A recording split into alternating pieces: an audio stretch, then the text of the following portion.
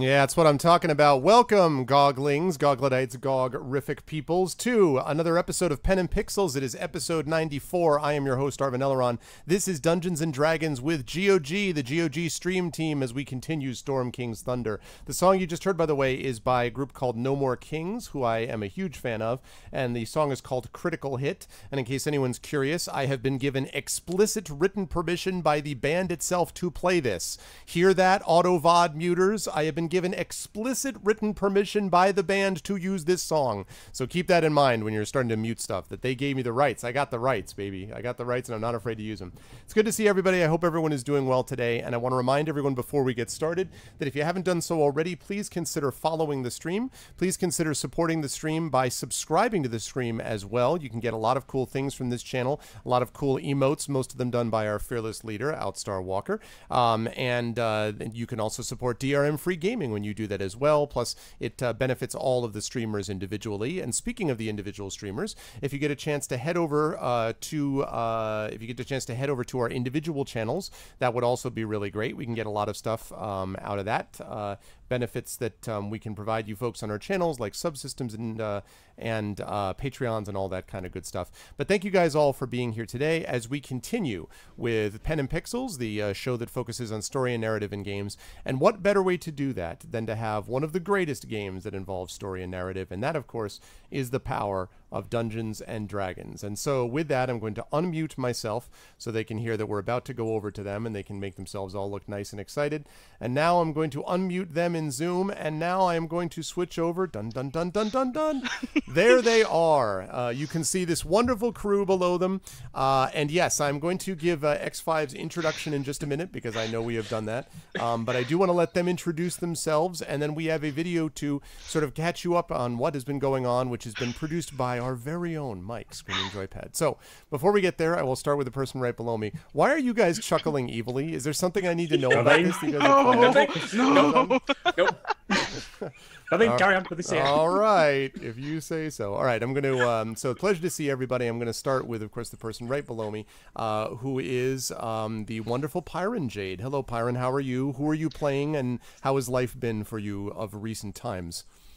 Oh, life has been great, albeit very busy, and I'm playing Greeter Goldenfire, this Dwarven cleric, a follower of Faltus. Sometimes accidentally topples towers or sets things on fire or stuff like that. Once in a while. But still a very, very nice person and good to have around. And the reason we're chuckling is just, actually, you should have seen that we're all so happy that we're continuing the D&D campaign. It was just all like laughter and happiness right here behind the scenes. And yeah, so that's just what you saw. That's awesome. I'm going to just believe that's true and not in any way believe that that's a lie attempted to throw me off the scent. I'm totally going to believe that's the case. Although I will say, one of the really nice things, not to get sentimental for a minute, but I do have to say that all of my D&D players, and I include these folks as among the very top of that group in terms of their overall enthusiasm and love for this. Like, I cannot explain how much I love that. I see all the time, like I follow Mike on Twitter, and I'll get things like, I'm thinking about hit points today. I blame Arv, I blame Gregory Wilson. It's hilarious. I love it. And if I can get people to tear up in a game because of something that happened, my job is complete. So I am so glad that these guys are enthusiastic about it. It's wonderful to play with them. Thank you, Pyron. I'm looking forward to hearing more from you. Moving right along, we move right down to the newly webcammed, at least D&D style, not Selsigmara yet. He's going to tell us about that. But Darksaber. Hello, Darksaber. How are you, sir? And hello. Look at you in living webcam color. I mean, like, coming to you live in Technicolor. Yeah, upgraded man. Internet, upgraded webcam. Life is pretty good at the moment. Yeah, next level, dude. Next level. Your head is cut off. I'm getting there. Yeah, I'm getting there. Although his head is a little high, even within the thing. I'm kind of giving more screen time to this awesome T-shirt. Cthulhu appears. Cthulhu. Yes. Cthulhu. I misread that. Comes with the Necronomiao. The Necronomiao? Yeah. That's awesome. So it's one of those things where you're That's like, our next campaign sorted. well, I didn't meow all the words right, but I basically said them, yeah. Someone mispronounced a Welsh street name again. Is that what it is? Yeah. That would explain a whole lot. Well, so tell us who you're playing, sir. I'll be slipping back into the shoes of Celsig Mauer, masterful underreporter of loot. Yes, that's a good way to put it. That's a good way to put it. I look forward to seeing more from that. And moving right along, someone that I see in another campaign of mine as well, and that is, of course, the aforementioned Screaming Joypad, also known as Mike. Hello, Mike. How are you? Hello. And how is life for you, sir? And who are you playing? Well, how am I? I'm doing fantastically. It's been hours, if not days, since I last played Dungeons and Dragons with your good self off. Who am I playing? I'm playing as Ura-Ash, the half-orc barbarian, who really doesn't know what's good for him these days, to be perfectly honest with you. He's a walking disaster area. And I'm doing well. I'm excited to get going. I'm excited to play. I've been really hyped about this all week. Awesome. And to prove it to all of you, we have a video that's going to demonstrate that. Now, I do want to say here that there is a what do I have? I have 2 story so far videos. Oh, I hope I'm going to put up the right one. One of these is the one that Mike did previously, but he has updated it. Now, I'm going to warn everyone up front. Yes, this is a little longer, this video, but the reason that I want to play it is because when you only play once a month, which is sadly because of all of our schedules, all that we've been able to do, it's sometimes really helpful, especially for newcomers, to figure out what the hell is going on. So and also, Mike does a really good job with these, so there's that too. So I'm going to play this video. As I said, I will not do this every single time. In fact, probably starting next month, what I'll do is I'll just play the updated portion of it, you know, like the last portion of it. But I do want to play it one more time because I just love it a lot, and because I think it'll help people try to get a sense of things. So let me see if I captured the right amount. I think I did. So this is D&D with GOG, the story so far. And and then X5, I'll get your introduction. You know what? Wait, before I do that, let me do X5's introduction because I just realized that it would make more sense to do that before this starts. So X5, as always, as you guys know, does epic introductions for us. And he has sent me one, if I can just pull it up on my page. Oh, that's why I had 2 Discord windows up, because one of the Discord windows has got the video. What an irony. Okay, so we're going to go over here. Here we go. Let's see. Define those travels. So said the man of the road. Next stop is Storm King's Thunder. In the darkness, a fine halfling scoundrel, Celsig Mauer, lingers to do shady business, stealing coin purses and looting endlessly. It's in all caps. In the light, the beloved dwarf-esque cleric Greta Goldenfire readies her weapon that shall spread the light of fire. In combat, the berserker Great Ura shall protect his companions while butchering those who do them harm and running after giants that are attacking cities. Okay, I made that part up. Half man, half orc, and more often than not, half dead. Having knocked on death's door so often, he has a restraining order against Urash. Ooh, this is a good one. Yes, it is once again Dungeons & Dragons, mastered behind the scenes by GOG.com's resident writer, artist, vocalist, Quillivant, loving, bearded, and kind-hearted Arvin Elleron. Awe. And amongst them is the Wunderbar Pyron Jade, Tentalicious Darksaber 2K, an absent-minded Screaming Joypad, who is deep in projects of his own, continuing the adventures only to possibly end up between disputes after delivering bad news to a certain noble. But it is pen and pixels nonetheless, so sit down by the fireplace, enjoy the story tale and adventure to come with these 4 wonderful people, and get awed.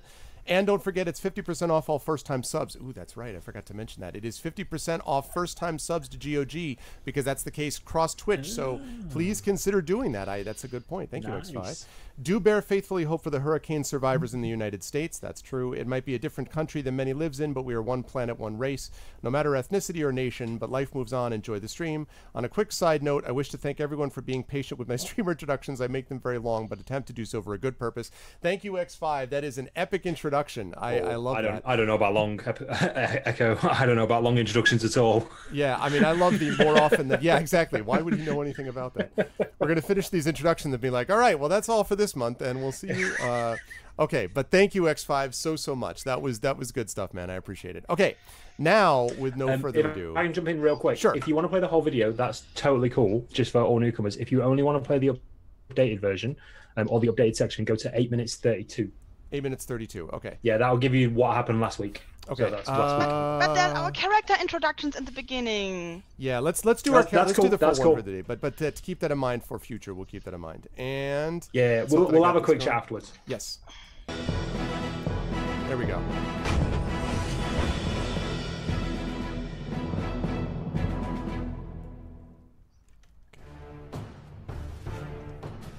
Celsig Mauer, Halfling's currency acquisition expert.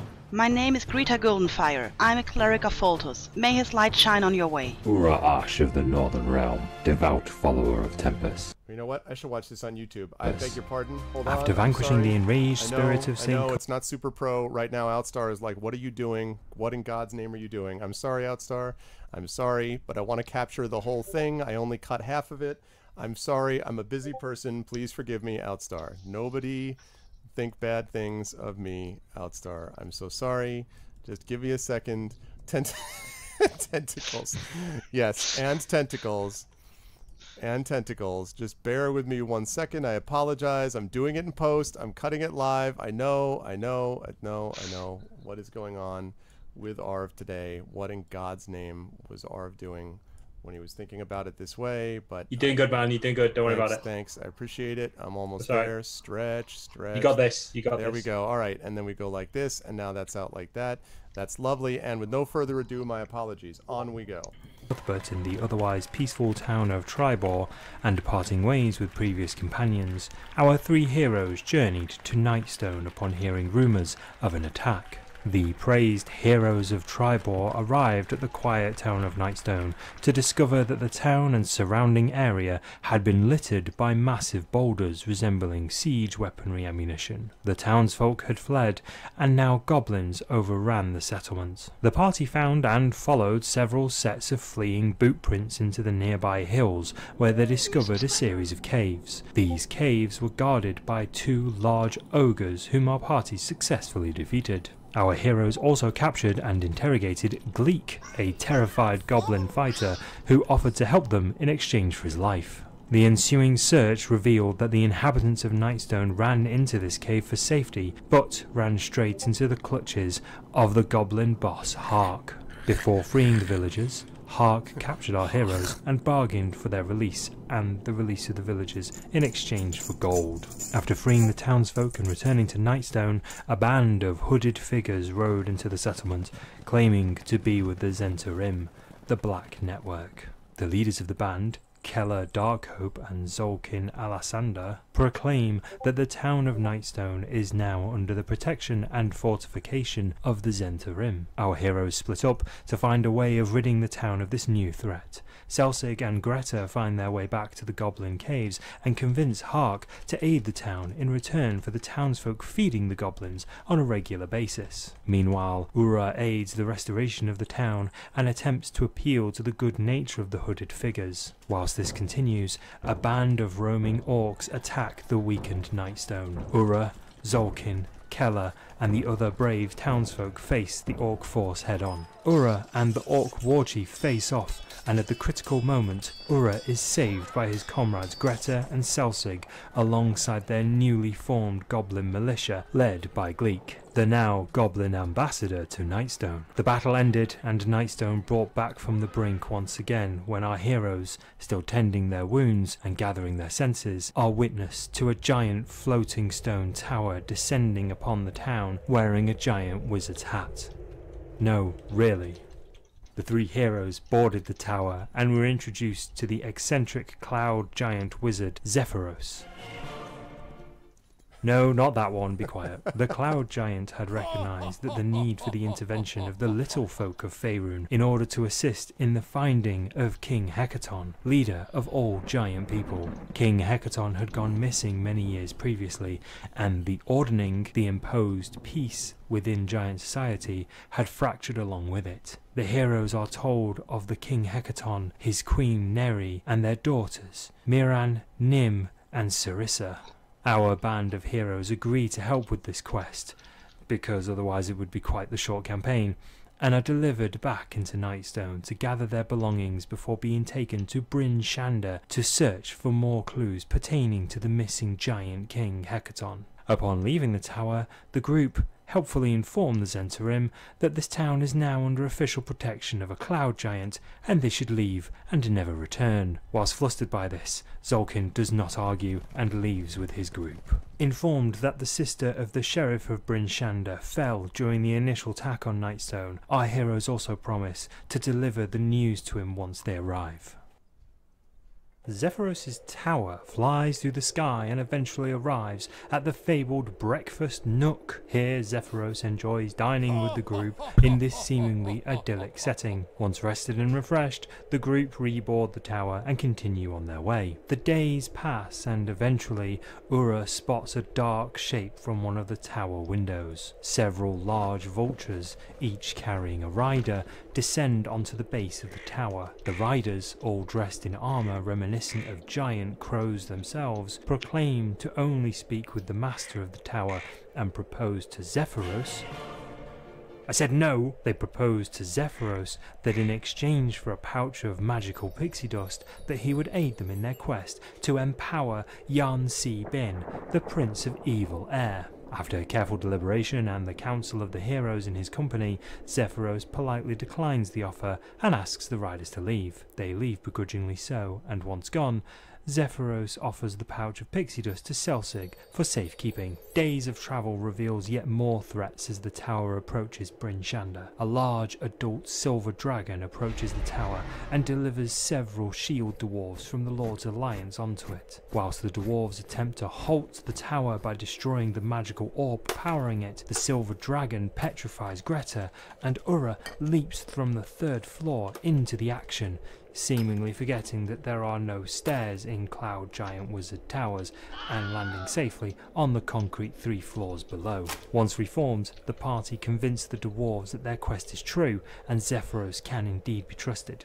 This is strengthened by Clarion, the silver dragon, speaking with Zephyros like an old friend. The dwarves warn the party that giant activity has increased and everyone, including Queen Dagnabet of Mithril Hall, from which they have their orders, is suspicious of Cloud Giant activity. They agree to let the group leave, and soon after, the tower arrives at Bryn Shander.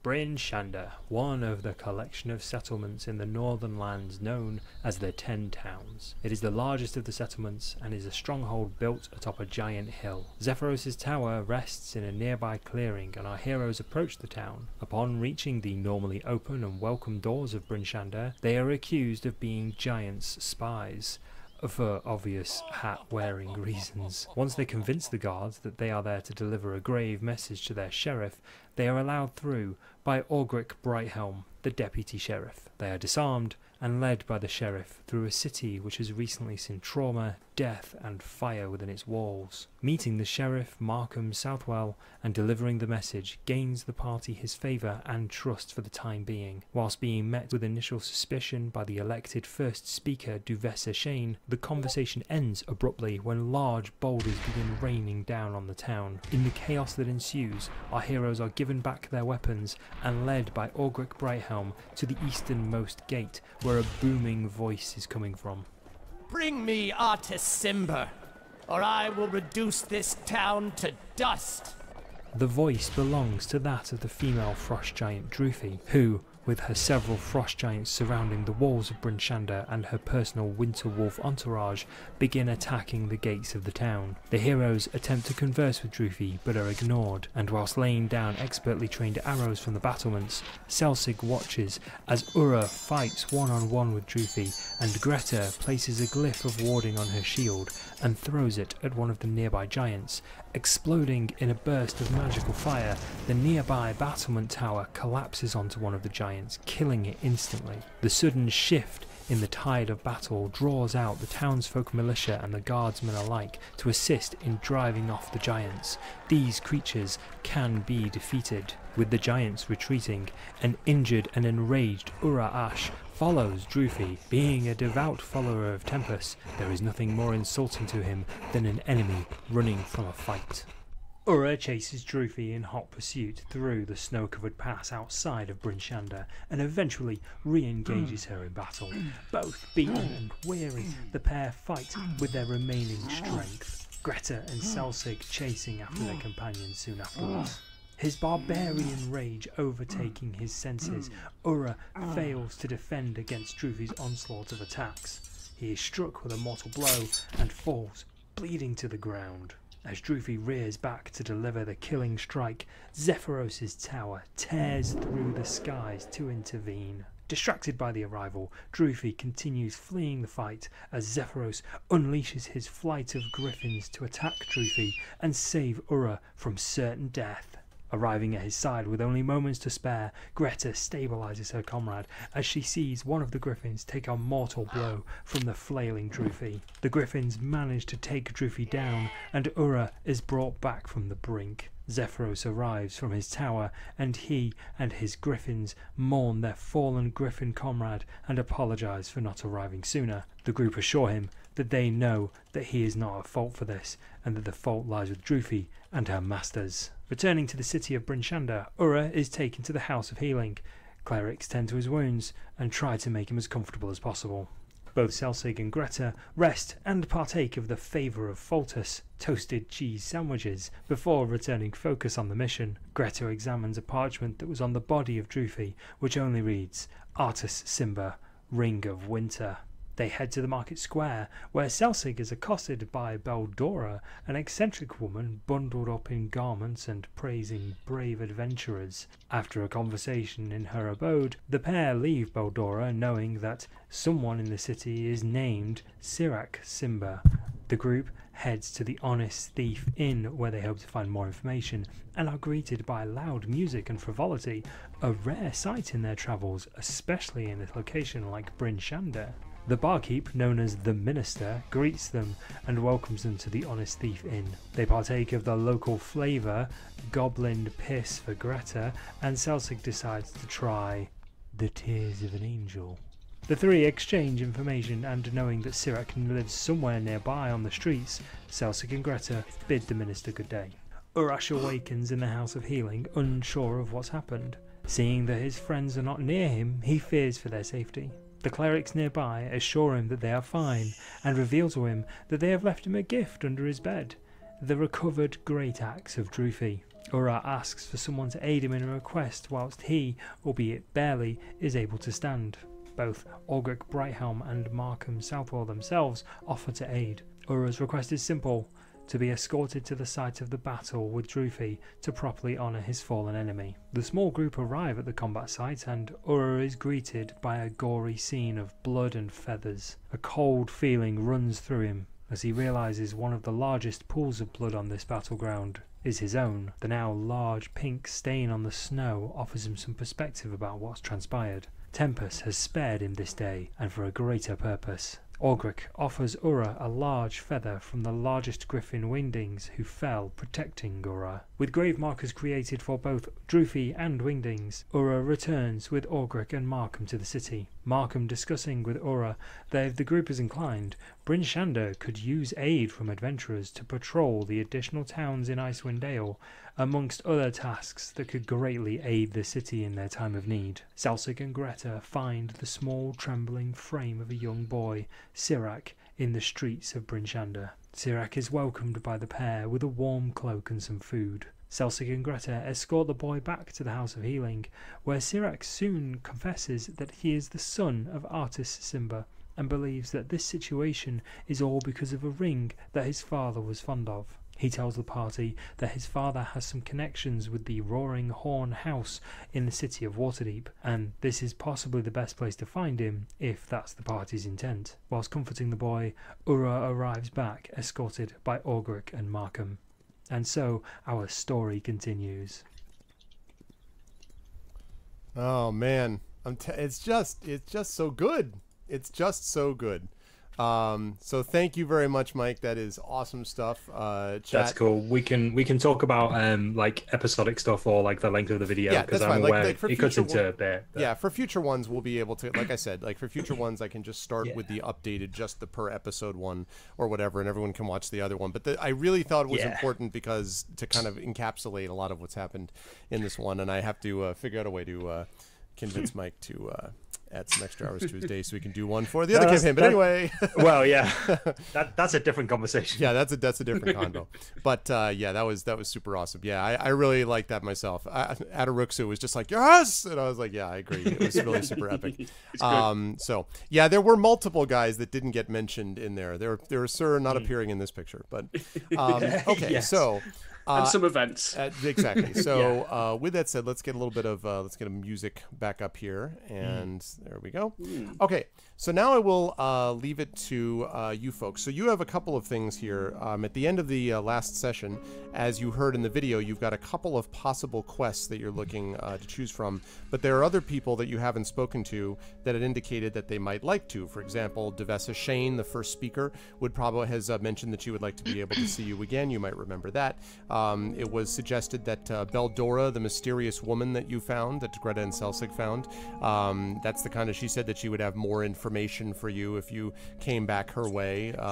Although Selsig wasn't clear what that meant about coming back her way, but he was a little troubled. Totally got to introduce her to Urash after last session. Yeah, exactly. So we've got that going on. So you have, and then you have, of course, Markham Southwell's quest, as it were, to sort of explore around the 10 towns. And you've got the Sirac of Suzail's quest, Sirac Simber, the son of Artis Simber, who suggested you go to Waterdeep. So you have a lot of, it's a quest-rich environment for all of you. So I'll now leave it to you. Start keeping a quest log. What do you guys want to do? Sirac of who? He called himself Sirac of Suzail, but his name, that was his cover name. He finally admitted to you that his name was actually Sirac Simber, the son of Arctic Simber, because he had kept his name quiet because he was worried about his father. Yeah, too right. We don't want to be saying, "Oh yeah, hello, son of Artis Simber, here, there, and everywhere." Do we? Hey, guy that's wanted everywhere we go. Yeah. Good thing that Simber isn't here, right? Giants. Yeah. Okay, cool. Just from what happened last time, I'm on 15 hit points. Does that sound about right? I believe that is correct. Let's take a look. Yeah. Okay, cool. You are actually. I've got you at 12, Greta at 32, and Selsig at 27. Is that anywhere close? Yep. There we go. But Okay, my sheet's off then. Some kind of short rest and no spells, right? Right. Urash, actually, you should be up to full at this point because you've been through full healing and everything else. So it take a little bit while. Okay. So what are you up at full hit points? 57. Okay. And we'll say the same thing for Greta and for Selsig, because at this point you've had a chance to go back and kind of get rested up after all of your adventures. Cool. So we'll put you guys at full. So Greta and Selsig, where are you guys now? Save point heal. Insert JRPG rest theme here. Yep. Greta, what are you at point wise? Wherever Selsig is, what you mean hit point wise, right? Hit point wise. How about 33? How about 33? I'm pretty sure I've messed that up at some point 53? While leveling up. I think at some point I messed all my leveling up like really bad. Yeah. Okay. Well, that's. But that's fine. It seems I can go. Well, you guys are all level 5, right? Yes. So that's probably not that off. I think you were like 2 or 3 past me, but I think at this point I was the lowest max HP in the party. Okay, which is 27. What are you at, Selsig? 33 is my max. 33. Yeah. I really need somebody to go through with me through my level ups at some point, because I'm not sure if I've done this correctly. Right. We should definitely make sure that you got the maximum hit points to which you're entitled. Yeah, I think that's going to be important moving forwards. You think so? Hit points. Who needs hit points? It's not like you're taking them. They're no big deal. It's not like you're taking care of your hit points. You lose them all the time. Yeah. It's okay. Tempest is taking care of me. It's okay. Yeah, Some I of leave your them hit here. points- I leave them there. Some of your hit points were even lying in the snow and everything. It was really Games Age, as far as how this compares to Fantasy Grounds, so I'm not as familiar with Fantasy Grounds as I am through Roll20. My view is that there are a few things that are still clunky about Roll20, like, for example, the search of the soundtrack feature. Please fix that, Roll20. But in general, I think Roll20 is, in my opinion, the best product on the market. It's got the best breadth. I think it has the best support. D&D is working directly with it, so a lot of the games that are coming out, like the new Tomb of Annihilation, has already been released for this, so all of the tokens and everything are built into Roll20. So I like Roll20 a lot. Again, not saying it's perfect, but I I really like it. So character sheets alone. Character sheet, right? And the character sheets are really good too. Yes, the video chat is awful, but that's why I use Zoom, which is awesome. Yeah. Just saying. Okay. Anyway, having said all that. Yeah. Oh, you've been a DM for 40 years. Oh, well, you got one on me then, Games Age. I've only been DMing for 30, so you got 10 on me. Okay, so you guys have now had a chance to, and in fact, you've all gotten this rest at this same house of healing, as it were, where you left behind. So as you guys wake up in the morning, relatively refreshed, although a bit peckish, you can now chat with each other about what you want to do. Check my wounds, see if anything's fallen off. Food. I could do with food and drink right now. After all of that, I could do with some food and some ale, to be honest with you. What I'd like to do is I'd like to have a quick look at this axe when I get a second. Okay. You could certainly do that. Are you too hungry to do that now, or do you want to do the axe? No, I can do the axe thing first. So, the axe is notable for a couple of reasons. Number one, it has a number of notches along the blade. This is obviously seen more than a bit of combat. You think you may even recognize a few things that correspond to notches in your own armor, you know, like maybe it all kind of fits in. Say armor. I don't wear armor. I mean, in quotes, right? Yeah. By which I mean skin. Skin armor. Missing skin chunks armor, of flesh. Yeah, the loincloth, I guess. Yeah. But so you do see a few notches. Other than that, though, the axe is in good condition. You notice that it is, first of all, extremely heavy. People who do not have your strength would have a hard time wielding it, and they'd especially have a hard time wielding it if it weren't very, very well balanced. Like, you're surprised about the ratio of blade to hilt and how well it keeps it from being top heavy. It seems to swing very nicely. Clearly meant for the two-handed strike. This is not an axe plus shield type of deal. This is the kind of thing that you do when you're like all about that damage and not so much all about the taking damage. You don't care about that. Cool. The other thing I want to note about it is that there are markings that you can see up and down the handle, but they are strange markings to you. You don't recognize the language. And you would guess that these markings are actually fairly old. They don't seem to resemble, you have like a faint rudimentary understanding of some of the other languages, the common ones, but it doesn't seem to be Elvish or Dwarvish or even Orcish. There's some kind of strange language here that you don't really understand. Where's Greta at the moment? I assume in the same room, waking up. Yep. I guess. I need you, Here? Greta. Are you here? Look. Yes, I am. What's up? What's happening? You're good with magic, right? Do these symbols mean anything to you? I stare at the eggs and these strange symbols, and in case they are like Dwarvish or Gnomish, I might recognize them. Otherwise, I will see if my whatever knowledge I have, because I have totally messed up all of my sheets here. Do you know detect magic? No, and you've not asked for it anyway. Okay, that's my next question. I could tell you if it's valuable. Is it magical? I don't know. I'm not really big on magical weapons. You guys are definitely a little low in the magic department.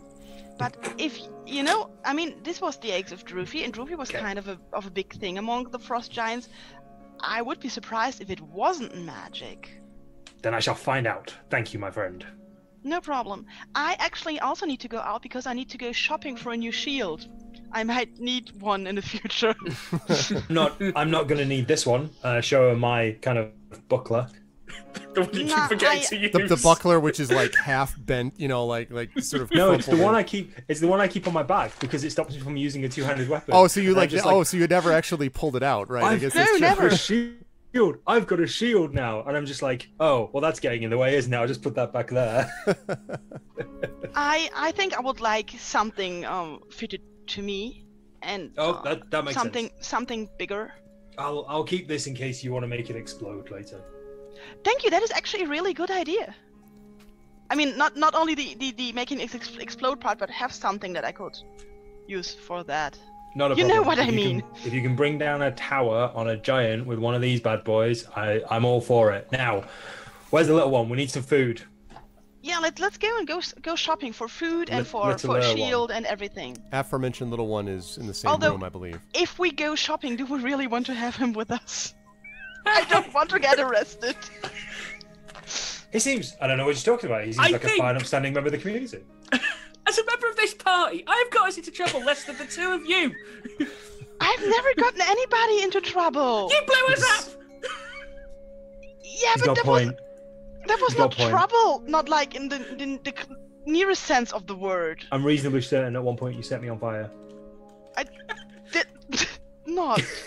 We did try to set that guy on fire way back last year as well, but we don't talk about him. Yeah, we don't. See, that doesn't even count. Oh no, that wasn't you. Let's go Somebody shopping. else set me on fire. It's fine. It's so okay. not appealing in this picture. He set me on fire. Yeah, let's go shopping. I need some food and some beer. Yeah, let's go shopping. Okay, so one of the things that you guys note as you go out into Bryn Shander, as you mentioned, it's the largest of the 10 towns, and so it is a decent-sized town, decent-sized settlement. Probably doesn't quite rise to the level of a small city, but it definitely has a pretty strong and functional merchant area, which is the one that's actually circled by that green circle in the middle there. The problem is that at the moment, it's not so strong on the whole mercantile available things because the place has been under siege, as you guys know, for some time, and so a lot of the stuff has been picked over. That said, there is still a lot of the basics still remain, and so if you want to look for things like a shield, for example, as you mentioned, and other things like that, you should be able to find those things with little difficulty. Okay.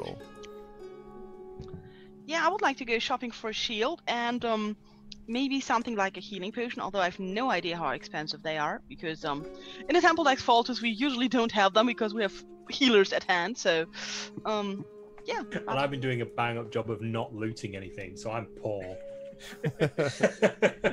I've got Sounds gold. like some people might need bankrolling.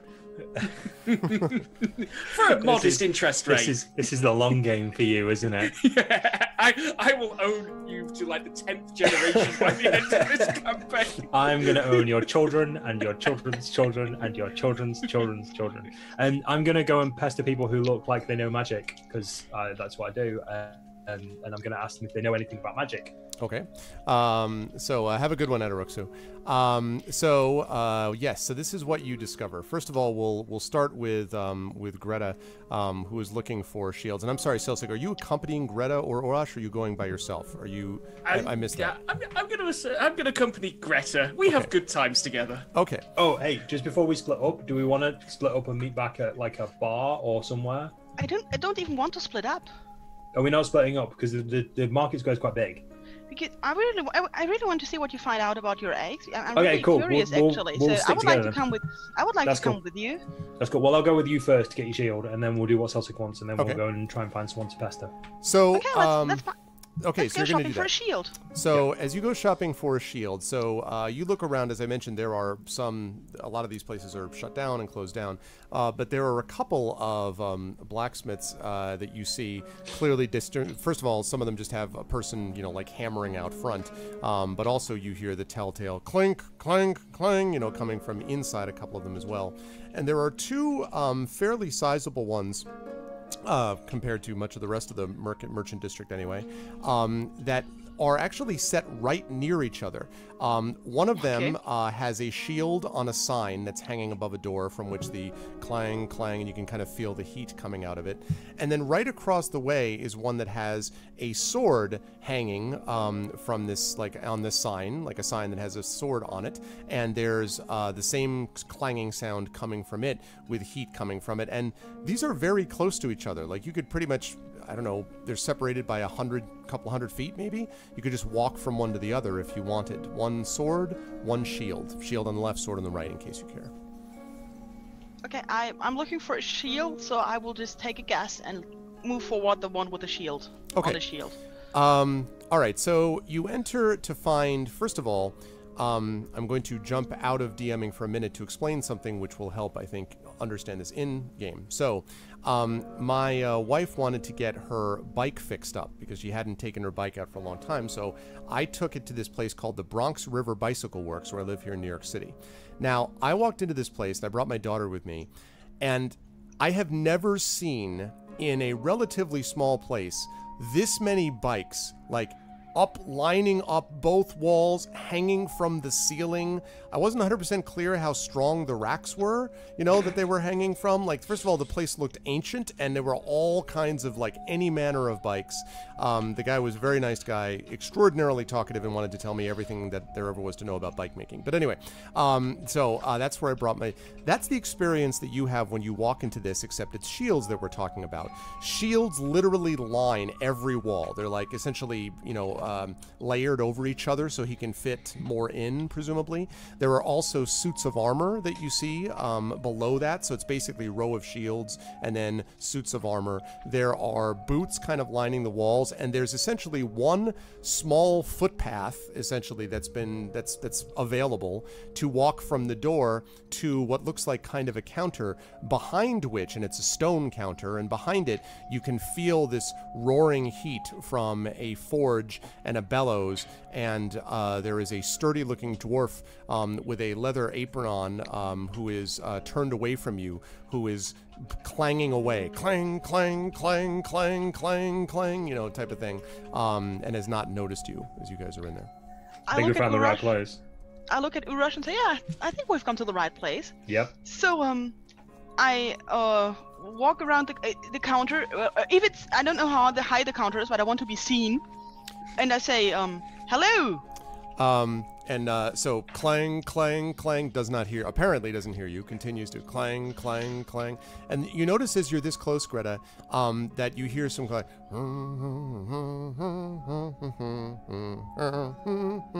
like in time with the clang, like humming to himself. Okay, I wait for a moment. Maybe he just needs to finish what he's doing.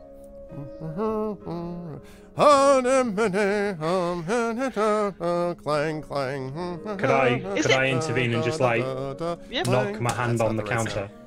Yep, do that. Wait. Here we go. Full immersion. There we go. Now I have to wait for the stream delay to see what you're actually doing that way. All right, so that's the clanging sound. I had to make sure. I'm gonna like bash my hand on the counter to get his attention. Okay, so you bring your down on. He's like, hi. Now hello. He turns around, and this guy has the hey, what's up, Cairo? How you doing, man? Speaking of D&D players, this guy has got just the biggest shock of red hair that you've ever seen. Just like literally, it looks as if he sort of stuck his head too close to the forge, and the forge just blasted his hair up, and he's been like that ever since. Like just crazy sort of hair. His eyebrows are this bushy red, and they almost look maybe like they've been half singed. And he's got this great bushy beard down. He's sort of how are you, laddie? And lass? And he sort of looks in, he kind of sort of sees you, Celsic, and little person. And he kind of looks around the counter. And he kind of leans around. Oh, yes, pardon me. One of the halfling folks. What can I do for you? Oh! And he holds up a hand at you, Urash. He says, that's just what you need. You got the perfect build for it. And he kind of looks up at you, and you sort of look back at him, I assume. Mm-hmm. And he's like, and he says, oh, just a minute, lass. I got something perfect for you too. But first, and he holds up his hand, and it looks like it's like a photographer, like in modern times, who would be like sort of measuring you, like with his hands. So he's doing the same thing. He's like, yes, perhaps, oh, maybe. And then he bustles over to this area where there are helmets stacked up from the ground. If there's 50, there must be 50 of them if there's one. It's just like, and he quickly, and you're not entirely sure how he does this, manages to pull the helmets off until he gets one right in the middle, like number 25 or something, and puts it down. Yeah. And then brings it back over. Right. This is what you need, laddie. Now bend over, right here you go. Okay. And he immediately clamps this helmet on you. Now, you've never had a helmet that I know of, Urash, that's on. Nope. So this thing feels a little confining, but he says, that, laddie, right there, is the Mach 1978. That helmet'll stop anything. It'll stop an axe. It'll stop a sword. It'll stop your companion who thinks you've been spending too much time in the tavern. It'll stop anyone who bothers you, 'cause you can't hear a thing. And as he says you can't hear a thing, he's right, because as he says all of this, Celsig and Greta hear this. What you hear is... You can't hear anything, like just this mumbling sound, basically, because it covers your ears completely. He says, what do you think? I'm gonna take it off. I like to hear my enemies coming. Thank you, though. I mean, it's a lovely fit, but it's not. I'm more of an au natural barbarian. And he shakes his head. And by the way, as you did that, it sounded like when you come out of a tunnel, like whoosh, yeah, exactly, like. And he's like, oh well. He's like, there's no accounting for barbarians. You know, that skull of yours won't protect you forever, lad. What you need is some cold steel. And then he looks over at you, Greta, and he says, but I can see that you, lass, you know the value of some good armor. And what you need most of all, he looks down at your boots, is some new foot gear. And he goes over where there's like an array, and you notice the boots are all stacked up in order, like like low, like high. It looks like kid sizes, and then like higher. And he pulls out one set of boots and he brings them over. Now these are gleaming gold boots that he brings over to you, and he says, "This'll be perfect. All right, lass, now put these on. Here you go." But I'm actually, I understand ladies don't want to show their feet. It's fine. We're all past that now. We're all adults here. Let's just put on your boots and you'll see how much more comfortable you can be.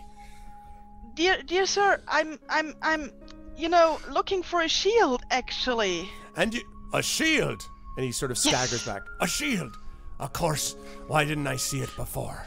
And he goes over and he picks up one of these shields, and the shield that he brings over to you looks like it's about big enough to cover your fist. He's like, this right here is what we call the ladies' special, designed specially for your use. No. My needs are bigger.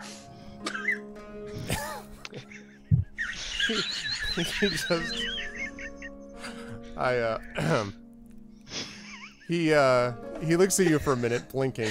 That just echoes in the air, just for a moment.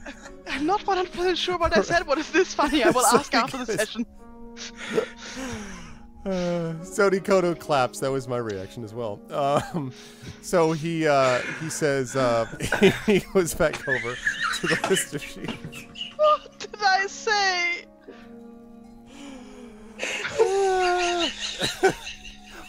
Well, Ebenezer got it. All right. I mean, oh god. He's getting nervous. Exactly. Goes over and brings over a larger shield. And yes. He hands over. He brings exactly. Soda. Those are the best kind. He brings over this larger shield, and he says, right. What we've got here, lass, is a shield that's big enough for many of you. Now, the shield he brings over this time is so big that you think you'd be able to maybe roll it along. Like it's literally big enough to, if you were to put it down, no one could get past you because you couldn't see them. Like it's bigger than you. And he puts it down, like just sort of face down. He says, right, now the balance needs a little bit of work, but I'm happy to modify it for your needs. But no sword will get by this shield. It's just as big a need as you could ever wish, he says. Yeah, but I won't get my mace behind it either. Isn't there like... There has to be like a middle way or something, like between the very small one and the very big one. Oh, you want something in between, do you? Very wise of you, very wise, lass. And he turns around, he takes the shield, sort of staggers over and puts it back. And he goes over to one shield that's sort of in the middle layer, and he pulls it out and he brings it over to you. This shield is vaguely rectangular, but it is the right size, it seems to be the right size. And on it, you see that it's got these markings in some kind of script that look familiar to you. And he says, here you go, lass. It's one of our newest additions. I just completed this one, in fact. And he hands it over to you. And the markings on the front do look familiar if you wanted to take the time to read them.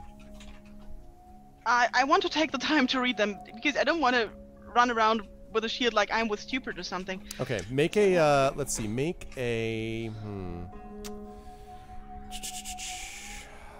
let's make I'm looking for a lore check. Religion would work for this, I guess. Sure. Let's go for religion. So. I clicked it and nothing happened. Yeah, it worked. Okay. Well, that was not as impressive as I would have hoped. 11. 11. That's enough. You're able to see that this seems to be written in some kind of stylized script that you've previously seen often in liturgical texts and clerical texts and things like that, hymnals and stuff like that. But it spells out, the first thing spells out gold when you sort of make out all the, the writing. And then the middle of it says E. And then the bottom one says locks. So locks? Locks, right. Goldilocks? Yeah. And he says, "This one, lass. This shield'll be just right. Not too small, not too big. I give to you Goldilocks."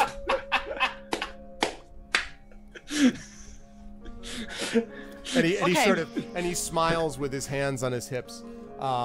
And as you're looking at the shield, just at this moment, you hear from outside, "Oi, Enoch!"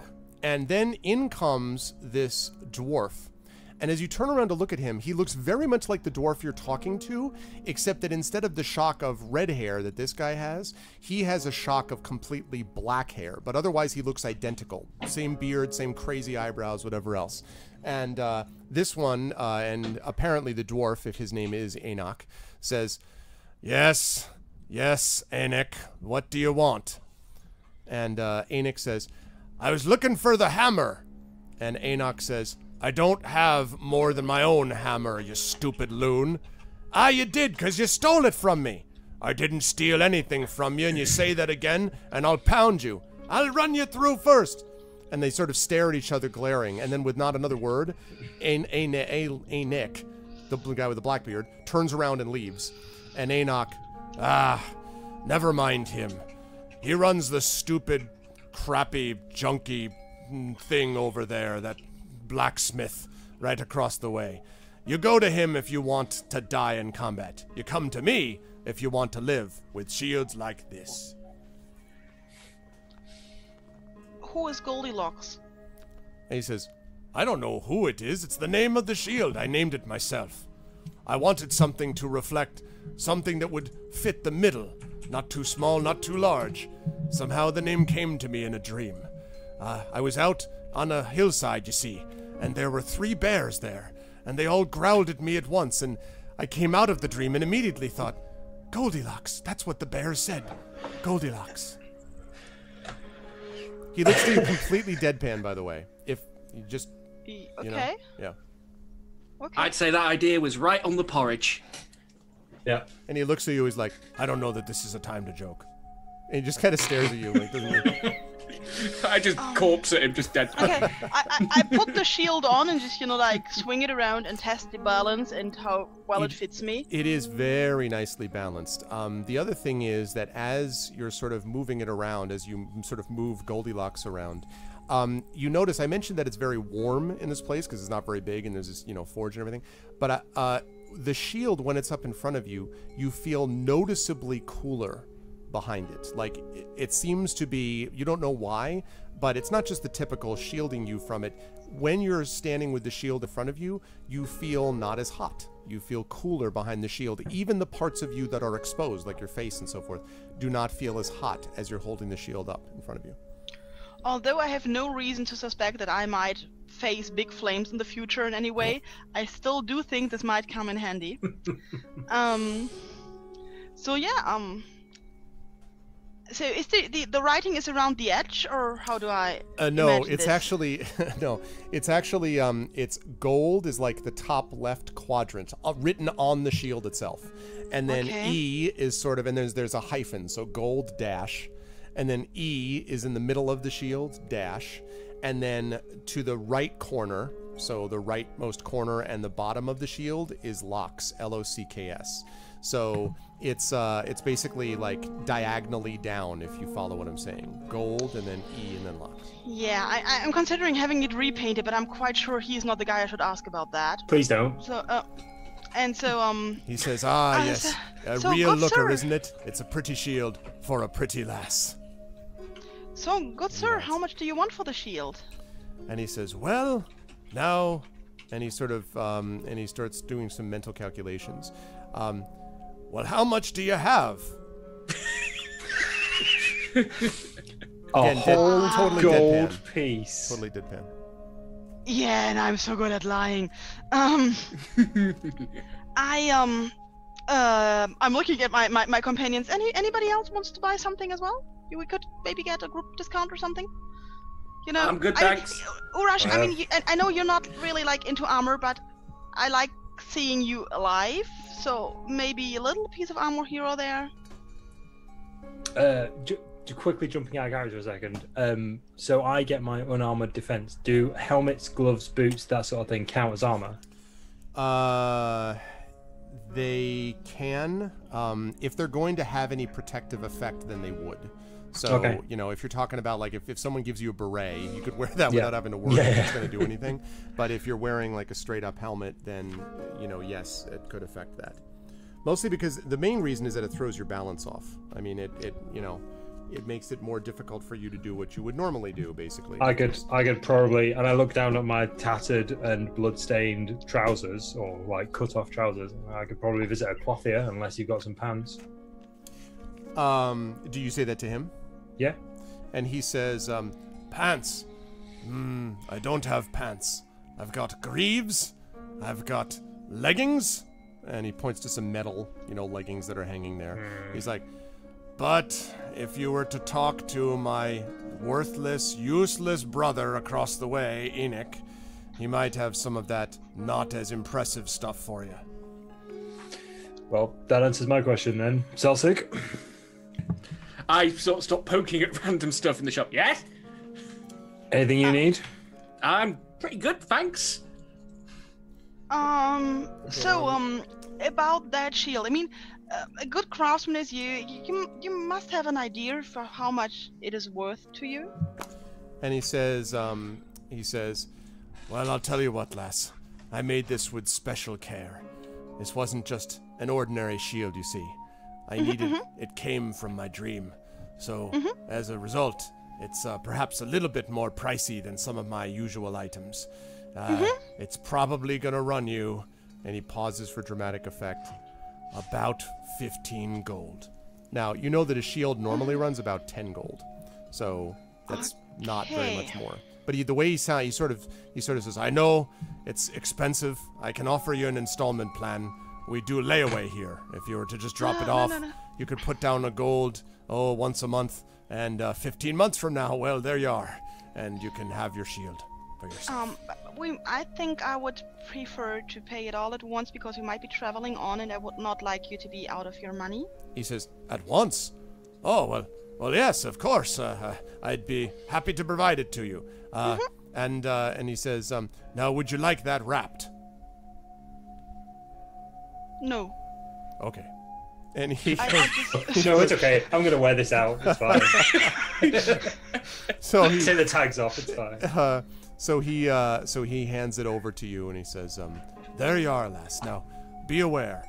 This shield will protect you, but nothing protects you as well as a good right arm and a smart head. I imagine you got both. Hey, lassie? Yeah. They're both standing behind me. We have this. And okay, thank you very much. I hand him the money. Okay, and he takes it and he says, "Thank you, I appreciate it. Now you can." And then he looks at you again, Celsig, as you're sort of looking at some of the other stuff. He's like, "Wait just a minute. I found something even more impressive. It spoke to me in another dream." And he holds up his hand. And he looks you up and he says, This would be the best thing that I've ever done. And he sort of bustles over and he brings over a piece of halfling-sized plate mail armor. And he says, inside this, my friend, you'll never be found, never be hurt, and never be harmed. Now, this thing does look to be very sturdy. and completely impossible to move in. Like, just like he's like very excited though. You can tell he's just like, it's like I was made for you. Yeah, he's like, here, why don't you try it on and see how it is? No obligation, of course. Greta is totally happy that the attention has moved to Celtic. He's like, you could look like a little turtle. But I've got me own. And he says, that's not going to do anything. A stiff wind would blow through that. Now this, on the other hand, and he sort of, you don't want to make the mistake your friend is making there, do you? And he points at Urash. He says, how many times let me ask you something. He says, he leans forward as if he's lowering his voice, which in practice means he drops it from like 15 to 14.5 decibels and says, how many times has that big one been almost dead? You can tell me.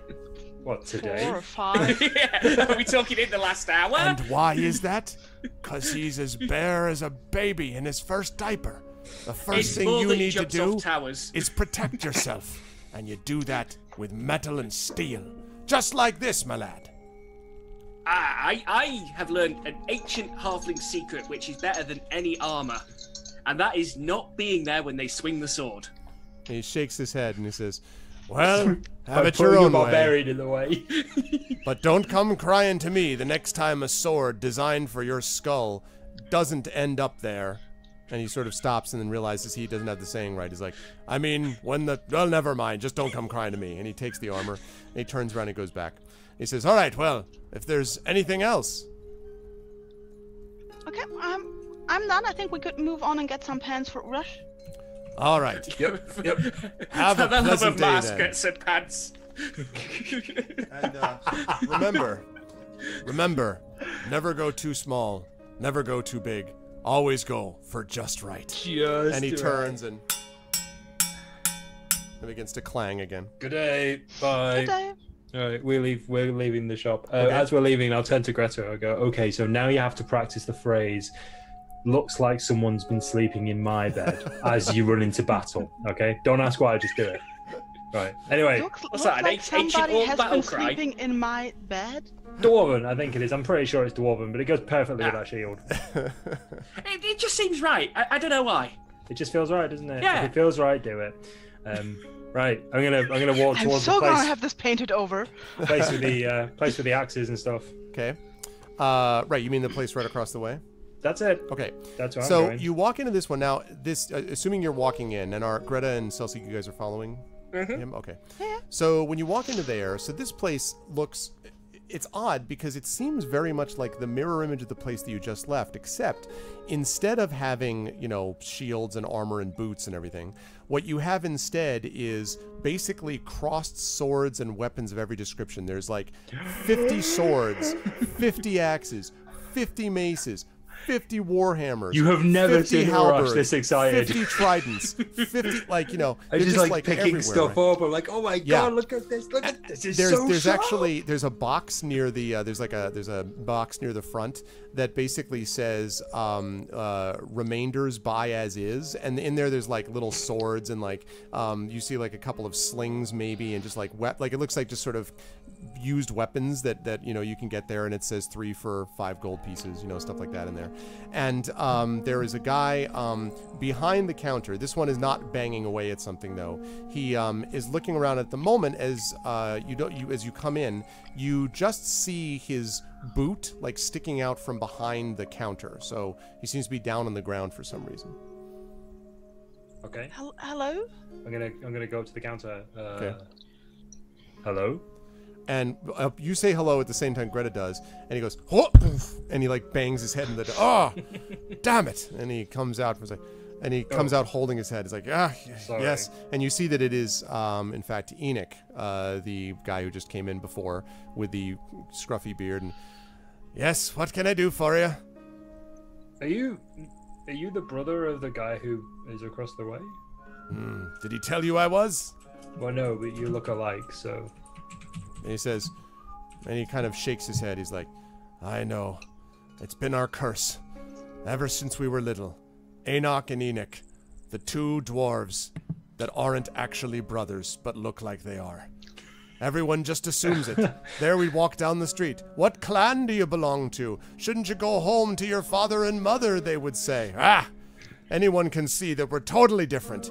He's all about armor and shields and boots, and me, I'm about what really counts. And he looks around with this gleam in his eye. I'm about the things that cause the damage to happen. None of his armor would stand a prayer against. And he catches sight, Greta, of you holding the shield. As you walk in, he's like, did you get one of his little pieces of protection, lass? Yes. You realize that you can punch through that thing, right? I don't think I can. I have not tried, but I'm pretty sure I can't. And he sort of shakes his head. He's like, well, look, I'll show you. And he comes over and he gets this mace. Now, this mace that he pulls off the wall has got 6 flanges, and like it looks like no joke. He's like, all right, we're just gonna do a test here, and he swings the thing around like he's about to bring it back down on the shield. Pay it. Whoa. Okay, Wow, we get the point. All right, okay. Just We'll be check aware. You pay for it. We'll check it. Thing was probably. Right. Orash, headbutt it. I bet it was made. Headbutt it. He gets all his stuff So- made in Tribor anyway. Mutters in his We breath can- and he goes back. We can check it outside later. Right, I had a question. I take the Droopy's axe out and I'll kind of plop it on the counter. Do you know anything about this? He looks at it. He says, "That is a great axe you got there." He kind of looks thanks. at it in different parts and, no, I mean it's a great axe. The big buffoon. No, I know. mean it's great. It's I know. It's And I meant to take be out my used other that way. great axe. Oh, he says, well, he's like, this obviously has seen more than a few battles, and then he catches sight of the writing on it, and he says, his face. Make an insight check for me, please, Arash. Okay. 12. You almost feel like his face pales a little bit when he sees the writing, and he's Can I kind of lean like, in a little bit? I'm like, sure, you can if you wish. what did you recognize then? He says, I don't know how much you know about these things, lad, but I wouldn't necessarily go playing around with certain kinds of weapons. They can cause problems. Who'd you get this axe from? You answer my question first. You can read this, can't you? And he kind of looks at you, his eyes kind of shift. I'm not much into reading. I'm into making things, lad. Then what made your face go so pale? What? Well, it's my complexion. It's coldest time of year. It's like 100 degrees inside the shop. It is not even vaguely cold. Come on, man. I'm not wearing any armor. I'm roasting. And he sort of looks and he says, listen, I can't go around telling everyone about it or it'll create a panic. Have any of the townspeople seen you holding this thing? No, not yet. Maybe people who saw me walking down here, but I've been wearing a cloak, so... All right. Do you speak any giant? Nope. Okay. None of you do, right? All right. Nope. So he points at it. He says, I speak just enough to know when to avoid something that I shouldn't have. And he points to the writings, and he points to the first set, and he says, this says axe. And then the second one, and this of. And this last one, blood. This is an axe of blood. It's a sacred axe to the giants. If they find out that you have it, they'll stop at nothing to get it back from you at all costs. Well, that's not a bad thing. And he You looks can at have you. it for 50 gold. Not a bad thing, lass. With that piece of tinfoil you call a shield, you better hope you got more than that protecting you when the time comes. I've seen things, you know. Things you wouldn't want to see. Things you couldn't believe. Like tears in the rain. And he stops. He stops because he's joking. Yeah, exactly. Okay. He's like, I don't know what made me say that time. We'll be very careful with it. What else do you know about it? He says, I know that it's got a powerful enchantment on it, but no one who's not a giant has ever been able to find its true purpose. It's the kind of thing some people say it's cursed. Some say it's evil. Others say it just needs the right heart to open it. But whatever it is, it's dangerous. Who else? If I were you, I'd replace it with a good sturdy axe like one of mine. And you see that he has them, and hanging, he points up at the axes on the wall, and hanging from them are these little like notes, like pieces of paper. And on the pieces of paper are written things like the cleaver, the eliminator, like things like that, all written in common, like all the way down. And then he's got below it, he has a sign which says, "We do not sell to anyone under the age of 21." So he's got that listed on the sign below that also. Can't we get one of these leather covers for the axe head so that nobody can see the writing, and Urash just takes it off when he needs it? And he says, "I'll provide you such a cover, lass. And because I'm so concerned about making sure that none of you get killed, I'll do it for free. That's more than that idiot across the street would have done for you." And he takes out this generous. he takes this Yeah. leather cover, which basically will fit around the blade of the axe. But The he says, writing's just on the "I'm blade, not touching right? the blade, though. You put that on yourself." No, that's fine. I'll do that. The writing's just on the axe head, though, right? Is there Correct. anything identifiable on the handle? No, the handle just seems to be kind of wrapped leather, Okay. and you know, up and down. It's worn, I mean, because it is clearly seen a number of battles, but it is doesn't have any like particular magic or anything like that. Okay, cool. All right, well, Does he have a ballista that shoots axe? He has an axe ballista. Yeah, that's out back, laddie. He says, "Now, what can I do for you in terms of weaponry?" You, and he points to you, Celsic. He's like, "I know your type. You're looking for the kinds that sneak in the dark, eh? Something like, for example," and he leans down behind the counter, "this!" And then he takes up and he whips at your head this knife that like lands like 2 inches to the left of your head, and like just is there, and the one just sort of shakes back and forth. He's like, "Right? That's the kind of reactions that I wanted to see." He's like, "I usually test that when I think I'm dealing with a rogue. Most of the time I get it right. When I don't, well, you know, I have insurance for that." Anyway, and he points to the knife.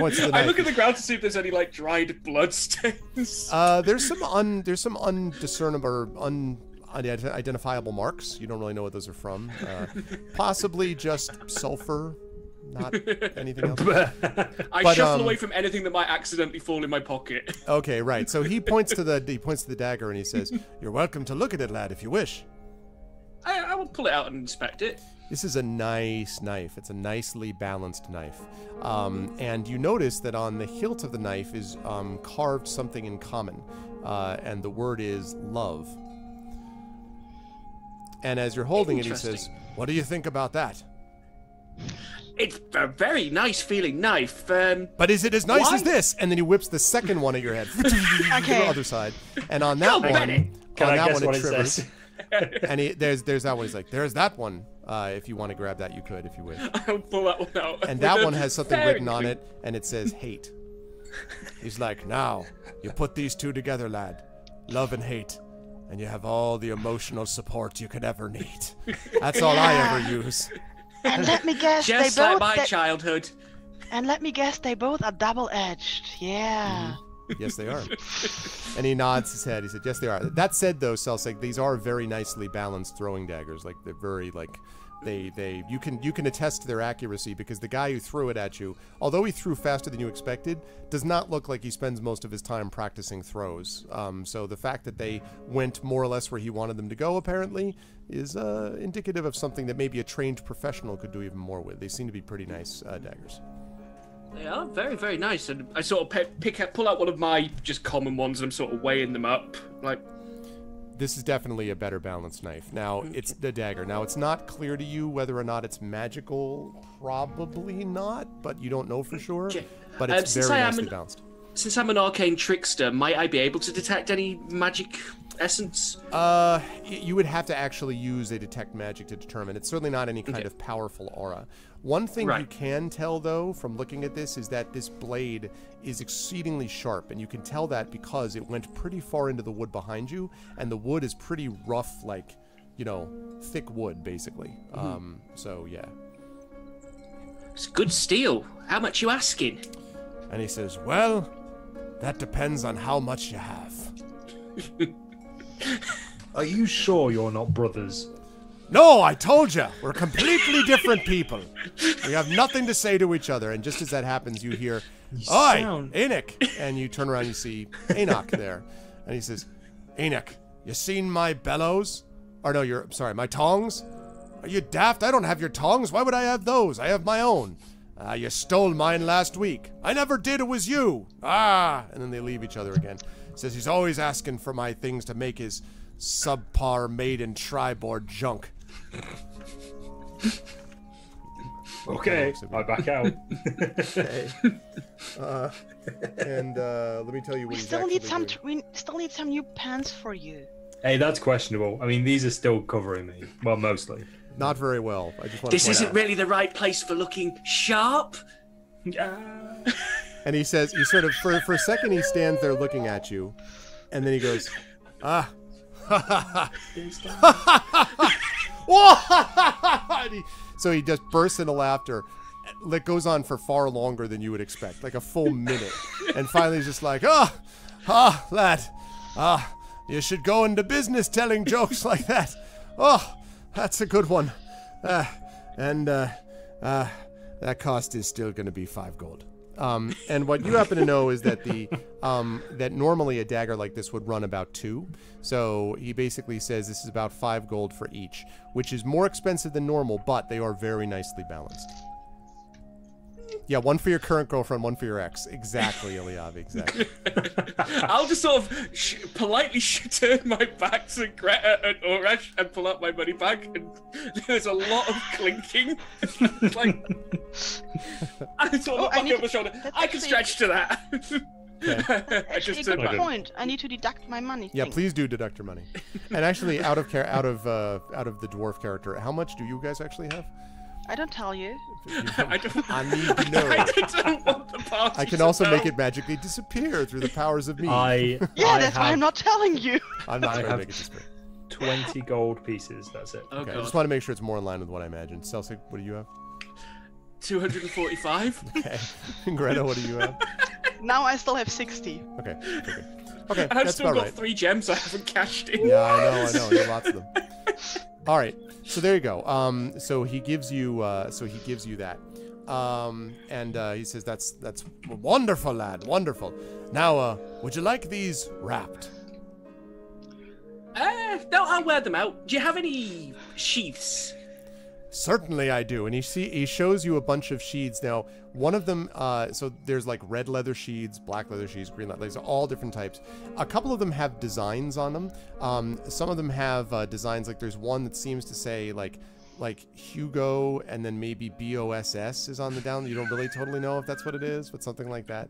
And then there is, on one of them, you think you see this strange, it looks like kind of the face of a cat, but there's no mouth on it. And it's the whole sheath is like pink and purple. The cat seems to be holding like a pocketbook or something like that. It seems very stylized. And you're not really, he's like, yeah, that's the newest rage. All of the kids like those. Do we have think I'll pants take of 'em. these? Okay. So you take them and he says, all right, here you go. Now, unfortunately, that sheath is a little more expensive. It's the brand, you know.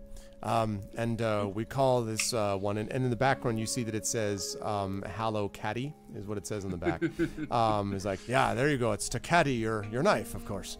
And this will be a gold for that sheath. Okay, I'll pay for that.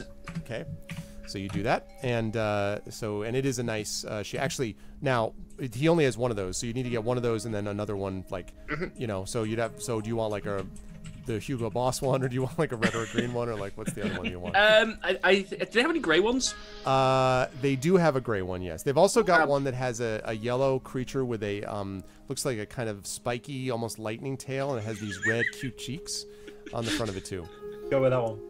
I think I'll pass on that one. I do quite want a grey one for reasons that may or may not ever come to pass.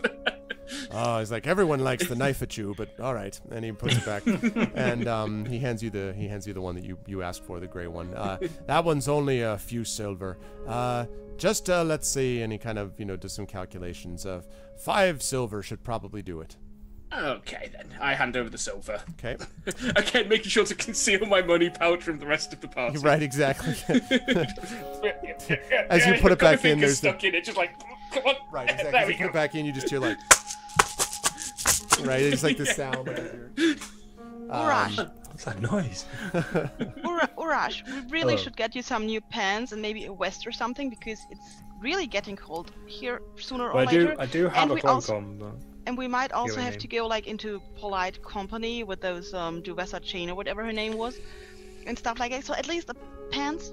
This is true. I could do with some actual clothes if I'm going to be around civilized folk. And he says, Well, well, you're if you're looking, civilized. Don't put yourself down like that. if you're looking for pants, there's only one person to go to.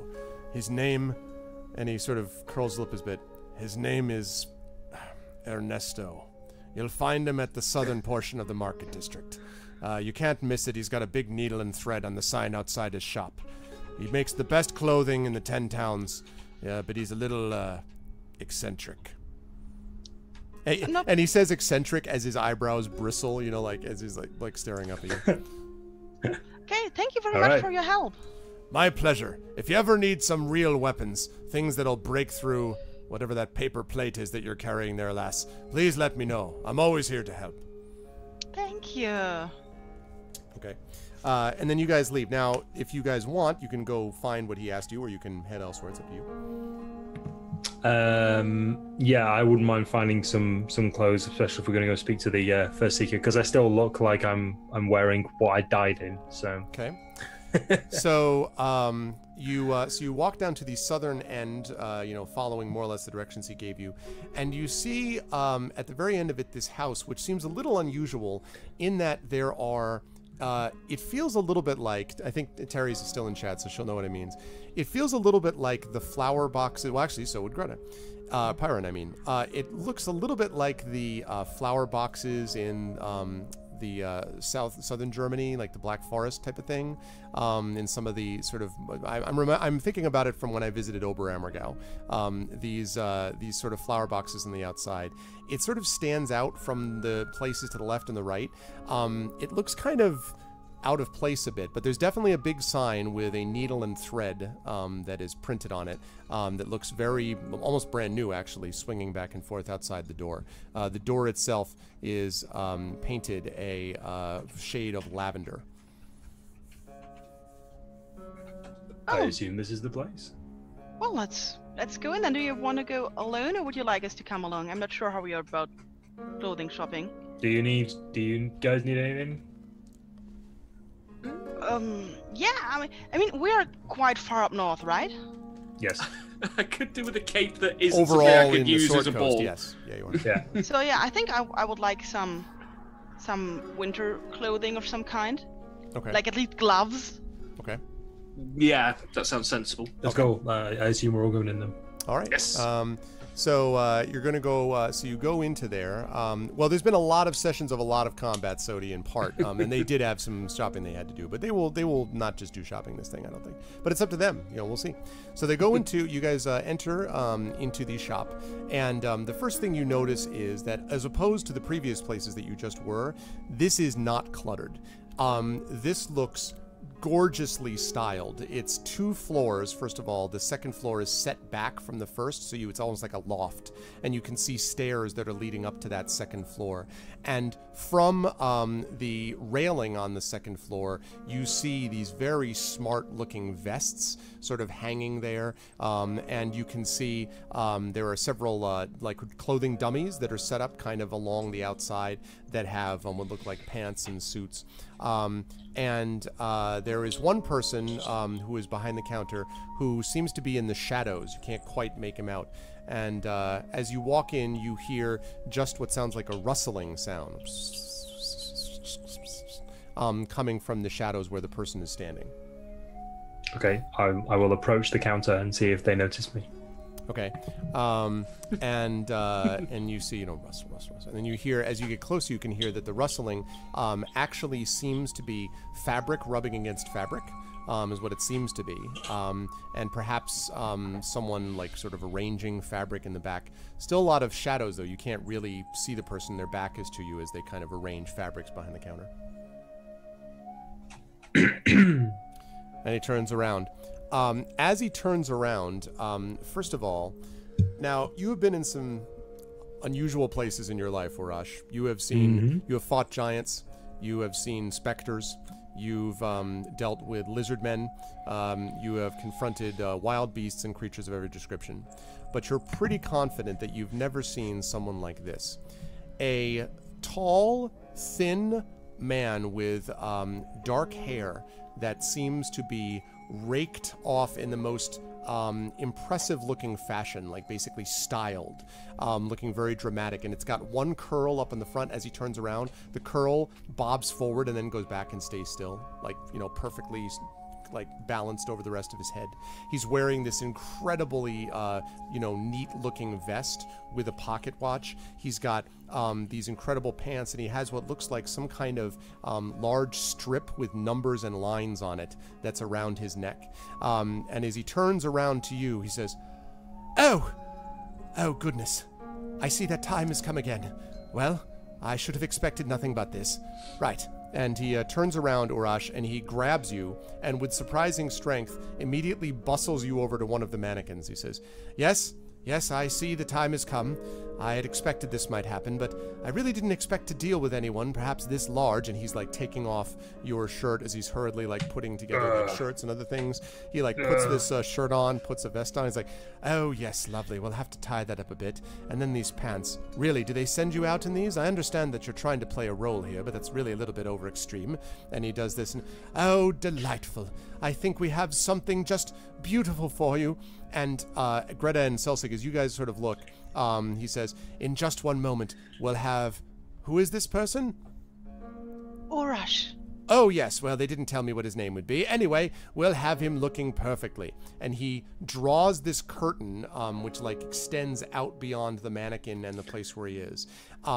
And then, Urash, in about, it feels like 30 seconds, during which you're completely bamboozled. Greta and Celsig, you hear a lot of sound of fabric rustling and movement and everything else. I whisper to Celsig, should we help him? Like, right? I don't even know what's going on. Now, Greta and Celsig, make a perception check He's for me, getting please. dressed. Okay, perception. Make a perception check for me, please. Celtic's just like, I don't know what's going on, but I want to see what the outcome is. I am madly amused by this. Proceed. Okay. You have a 12. Let's see what Greta has. 1 minute. It's... something happening. Good. Okay. You see behind the curtain, you note that the curtain does not extend quite as high, or it extends just above Urash's head. And you suddenly see what looks like some black object appear on top of where it is. It seems to be floating by itself. And then as the curtain is drawn back, you realize that it is actually a stylish top hat. And as you draw the curtain, Urash has got the full tuxedo that is just decked out, looking all the way to the ground. I mean, Urash looks absolutely spectacular. He's got the gloves, he's got the cane, right, exactly, the cane, everything else. And he says, "Oh, it's absolutely a masterpiece. The finest thing. I didn't know if I could get it around those broad shoulders, but now clearly we've structured it properly. You, sir, are prepared for the night of the great ball." And he raises his arm triumphantly. And as he says the great ball, the back curtains open and a group of what looks like other tailors sweep out from the room. And they immediately, "Oh, how lovely, wonderful. Oh, it's spectacular. I've never seen anything like this." They all go around him, right? And they sort of ignore you completely, Greta and Celsig, and they said, "And absolutely spectacular, Ernesto. It is a masterpiece." "Well, thank you. It wasn't much. You've done such wonderful work." Now, Urash, as you were standing here in this, this thing may look gorgeous. You've never had on clothing, basically, okay? Let alone this. Like, you're just like, what the is any of this? And instead of your axe, you're holding a cane. I'm not comfortable with this. Yeah. I'm not comfortable, and I can't move properly. Yeah. Urash, you look like you could marry a princess. You should go to the ball. And he says, "You will look spectacular. And of course, you can't go anywhere in Waterdeep without an outfit like this." And they all sort of nod their head. I didn't want to say anything. I'm going to look over to the other two. I didn't tell him. We should tell him. Somebody might come in and want their suit back, and that would be like really bad if we just took it, and that's not okay. So you should pay him for it. Dear Sir Ernesto.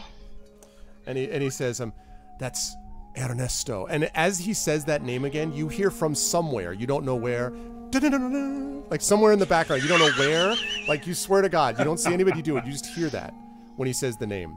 And nobody seems to notice that music except you, and then Okay. Oh, I can totally do that to myself. And the party guy. Ernesto, por favor. Yeah, right. So, there might have been some confusion. We have not pre-ordered a suit.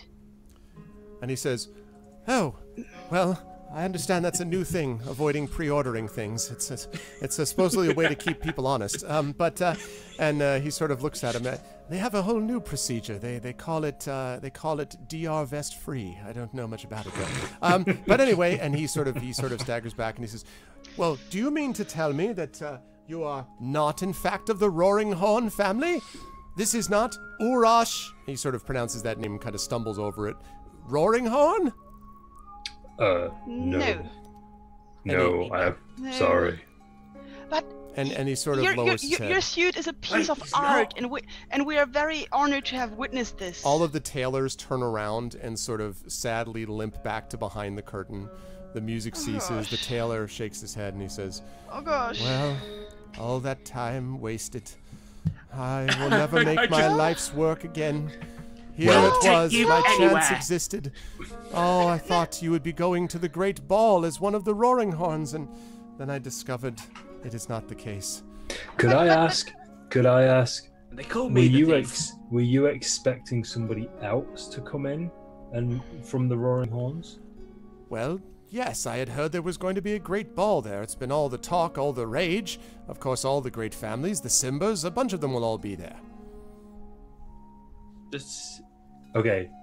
If you have nobody else for the suit, we will of course take it. I'm so if sorry. I may, I just need to talk to my companions a moment. I'm gonna bundle the other two away from So Ernesto. you squeakily walk over. You squeakily walk over in your new shoes as you walk over. Oh my God, Clanging the cane on things, clanging the top hat on things. Yeah, exactly. Okay, so there's supposed to be a Roaring Horn. I think we all know where we're going with this. I pretend to be a Roaring Horn. When we go to Waterdeep, we can get in and we can see the Simbas and the Roaring Horns and gather information. First of all, that is dishonest. I'm And stealthy. It's stealth. Don't discourage him. He's no, evolving. No, but He's you have to. blossoming like a beautiful flower under my careful gardening. And that this tailor confuses you with a Roaring Horn does not mean that people in Waterdeep will do the same. No. The tailor might confuse me with a Roaring Horn, but we can make it so people can see me as a Roaring Horn. I'm sure. I mean, people see Cellsagers, other things all the time. Bushes, children, not there at all, rocks, horns. I'm sure, yeah, he can teach me how to do that. I know it's dishonest, but we have to think of the greater good. Greater good. I'm not for deception of some kind, but the suit is awesome and we should take it anyway. That's a very good point. Without I'd any like thought- a spinning bow tie as well, please. With any thought of deception or dishonesty that might come later, right now this is only about the suit. When I'm not thinking about any of the other stuff that you're talking about because I'm opposed to that. But the suit is great and we should take the suit. Can we handle it like that, guys? Yes. Yes. Okay. Yes, I'm okay with this. Okay, You look so fantastic, right? I also want him to do stuff for me. Squeak back over to He really does look Urash in the fantastic, suit. by the way. What? There's no question. We pay for the suit. I'm not stealing the suit, cutie. No. my I'm goodness. not stealing the suit. Don't worry about it. Cutie. Okay, so how much is the suit? He says, "Well, I don't know if I really should properly sell it to you, though. It wasn't really. I mean, it was supposed to go to a Roaring Horn, but there is it a was very tailored good for you chance I will directly, be. and oh, it's all ruined. It's just ruined. And I thought that I had finally my life's work in front of me, and now he sort of sinks to the ground disconsolately. I'm gonna park that question for in a moment. Okay. It's okay. I am going to the ball in Waterdeep. I'm just not a Roaring Horn. Don't worry about it. Well, I do have something to ask you though. You said it was tailored for me specifically. Who asked for it?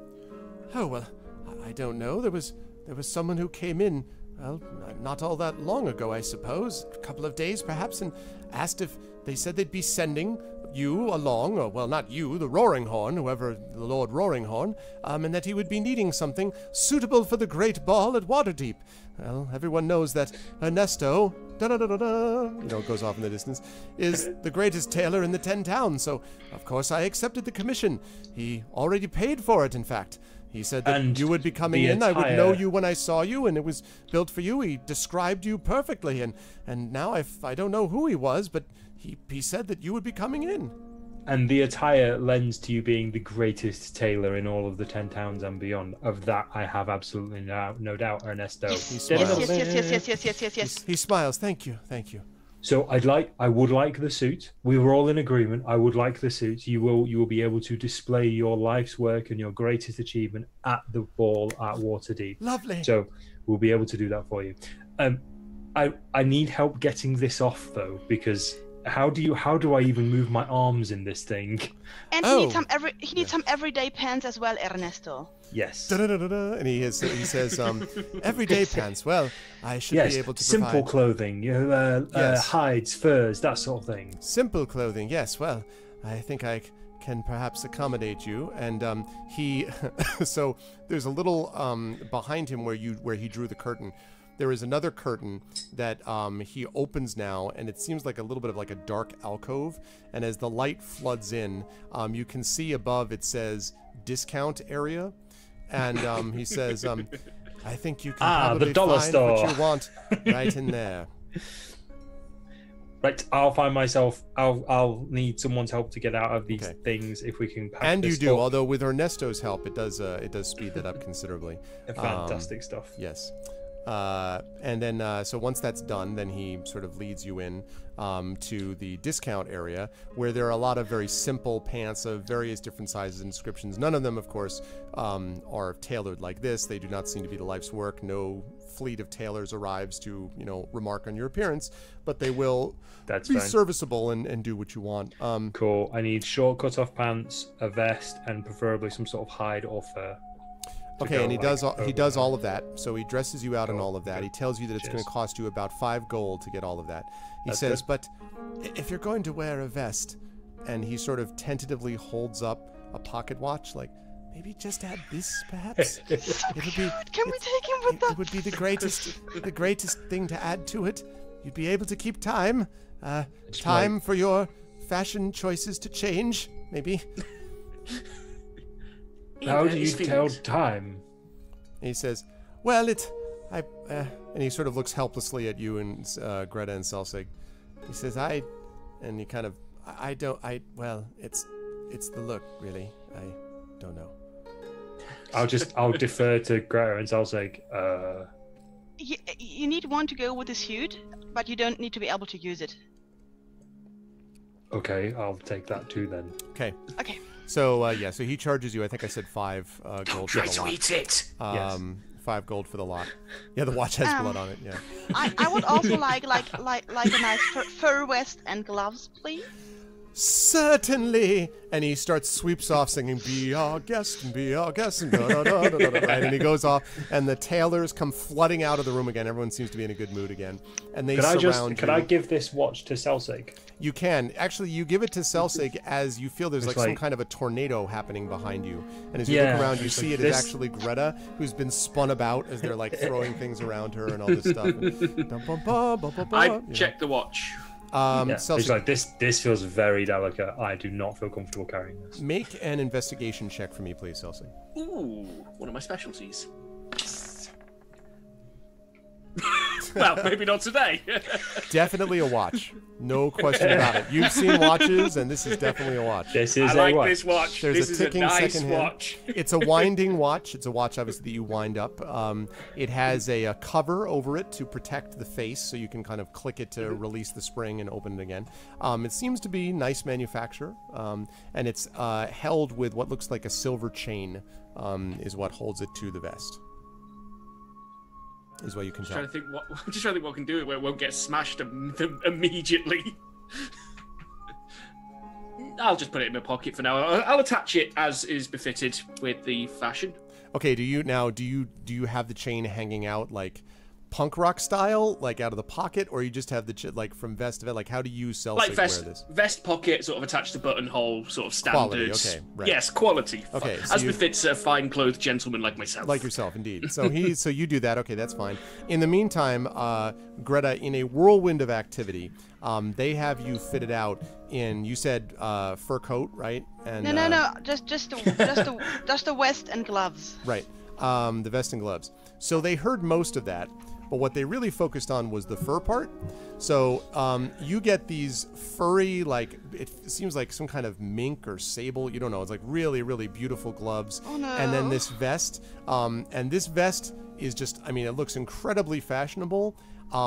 It looks like much of the animal that it originally came from might still be on it. I mean, like, there's so much fur on this that it looks like it's a lot of fur. And immediately the minute you put it on, you feel super warm, like, you know, incredibly warm. And he says, "There we have it. Something that will keep you warm even in the coldest climes of 10 towns. When others freeze from lack of fashion, you will be warm with the power of your wisdom in buying from Ernesto." Ernesto, you're the Da-da-da-da. best tailor I've ever seen in my life. Thank But you, my dear, thank you. This is just far too luxurious, especially for a priest. A winter's ball, yes. Oh, and he stops. No. Priests. Yes, priests? I can't really. I would feel bad spending that much money on me when it goes like further than just keeping me warm, because I know that there are so many people who. He sighs Even- heavily and he says, "Very well." And the tailors vanish again, and he leads you into the discount room, where they have plenty of sort of stable, steady vests, you know, like straight ahead, normal vests that seem like, you know, outdoor vests that would presumably keep you warm. Also solid, you know, level gloves that you're able to use. And what is this profile picture? Yeah, exactly. That's exactly right. That's the best. Oh my god. I also That's awesome. might, you know, with that much fur, I might just look like a giant hamster, and I don't want that. True. So It was really warm though. Yeah, but still, I take something less luxurious because it's just not appropriate, I think. Okay. So he's able to equip you. He says that is going to run you about 4 gold or so. Yeah, I'm gonna. And he says, "Would you at least, though, my dear, just for me, consider adding this slight accoutrement?" And he holds out what looks on his hand to be a silver pin, which maybe has like a flower on it. And he says, it would really complete the ensemble to make it look like something more than just, something that, well, a standard blacksmith could sell. It won't really affect your effectiveness as a priest. It will provide the light of someone to whoever you're healing, maybe. I look helplessly to my companions. And Sodi's right. It does sync with the shield perfectly. Like, its color scheme, like, just matches. I'm just there like, I'm not even Really? paying attention to what Greta's doing. I'm just like, I've never seen so many expensive looking clothes in my life. I didn't realize people wore stuff like this. Why, indeed, Right. sir. You know, it's all about the surface level these days. It's all about what some of the children say is the bling. And he sort of smiles. So he I'm a maybe dwarf. can- I've heard all about the bling. I steal the bling. I'm really like Greta is inwardly totally torn between not wanting to make Ernesto the craftsman sad. He but looks at you also very just- expectantly. But also not like this doesn't seem to be right to like carrying jewelry or stuff like that. But she accepts it because she just can't stand making him sad again. And when he takes it, well done, yes, my dear, you will find that you'll never feel, well, just naked without this accoutrement. I am so pleased that you've chosen to outline your otherwise rather conservative outfit with something much more dramatic and impressive. Indeed, all of you look and then his eyes fall on you, Celsic, and he's like, well, you do have a pocket watch, I see, that you're wearing. I'm wearing fine clothes. And that's Although I have been something. wearing them this entire campaign, so they're probably not in the best They condition. look like they've received some use. And is there a Yeah. slight vomitous smell that anyone gathers. Is there any maybe, perhaps? There was an incident with some trolls. He says, yes, trolls. Wow, Are you know what? sure you I- wouldn't want to improve your current state of dress? Definitely. I'm looking not for ball standard fine clothes, but your everyday finery, like what the gentry wears. Thank you, Iliavi. No. Talsik, you also need ball fine clothes. You don't think that Urash is going to go alone, right? I don't know. That's Let's true. see how He this. will need a chaperone. Ernesto says, did someone say ball fine clothes? And sweeping out I from the clap my tail end of hands. be our guest, be Ernesto- our guest, you know. And like, Ernesto, ball me up. yeah, and so they run over Celsic, literally pick you up like above their head and bring you over and Celsic, behind the you counter. shall go to And the you just ball. see a flurry of thread, fabric, like just, you know, as Greta and Urash, you watch with a mixture of concern and amusement, perhaps. Can I as turn they to sort of- Celsic? Can I turn to Celsic and just say to him, do you know what? Celsic hears hadn't nothing. noticed- He is currently occupied. Oh, You can sorry, turn to Greta if you Sorry, want. Greta. Yeah, I turned to Greta. I'm like, do you know what? I hadn't even noticed that smell for a long time now. What smell? So the so you know he's going through right, and then you come out on the other side of this, and he says, "Now I present you, sir, as a man about town, the 10 towns." And as you step forth from the counter, the first thing you are conscious of is the fact that there is a very different smell about you now. And as you sort of sniff, you realize that you have somehow, in the midst of this makeover, been sprayed with some kind of, it's unclear if it's cologne, perfume, some kind of lavender scent, but you feel this sort of, you just feel clean. You have no smell at all. You feel absolutely spectacular, and you frankly think that you probably look pretty good too. And Greta and Urash can confirm this because you are wearing, I see my daughter right there. Hi, my love. Back from her second day of school today. You can see that he is wearing, that Urash now has, again, a vest, sort of like what Urash had. But this vest has got a handkerchief, like just a kerchief, perfectly folded, sticking out of the left on the left pocket. In the right pocket is a boutonniere, right, a flower that's right in the lapel. He's got these perfect cufflinks that seem to gleam with some impressive looking thing. And Celsic, I'm going to come back to those cufflinks in a minute. And then you've got the vest itself has these sort of longer arms that extend from the vest. And you realize that you don't have a tuxedo, you have a long coat, the tails of which extend onto the ground behind you. So as you turn around, the tails sweep out behind you in either direction. And you are wearing these shoes that are so bright and shiny that as you look down, you see your face reflected in the surface of those shoes. You are pretty confident you've never seen clothing like this on someone you weren't robbing before. This is like very impressive. And those cufflinks look really impressive. They look, in fact, familiar because the cufflinks seem to be glowing with the light of these gems. Like they seem to be like, there's like a red gem in one, and there's like a green gem in the other that seem to be part of these cufflinks. And they look really familiar, these cufflinks. Like you think you've seen these gems before somewhere. You don't know where, but Take a closer look at the gems. yeah, they look very similar to gems you may have previously possessed. They now seem to be set into these cufflinks, which are holding up the thing, and they're really nice. It's strange because they look identical to ones that you previously possessed. I guess if I check my pack, I might be missing two Wait gems a now. minute. Ironically and strangely, your pouch just has 2 gems missing from it now.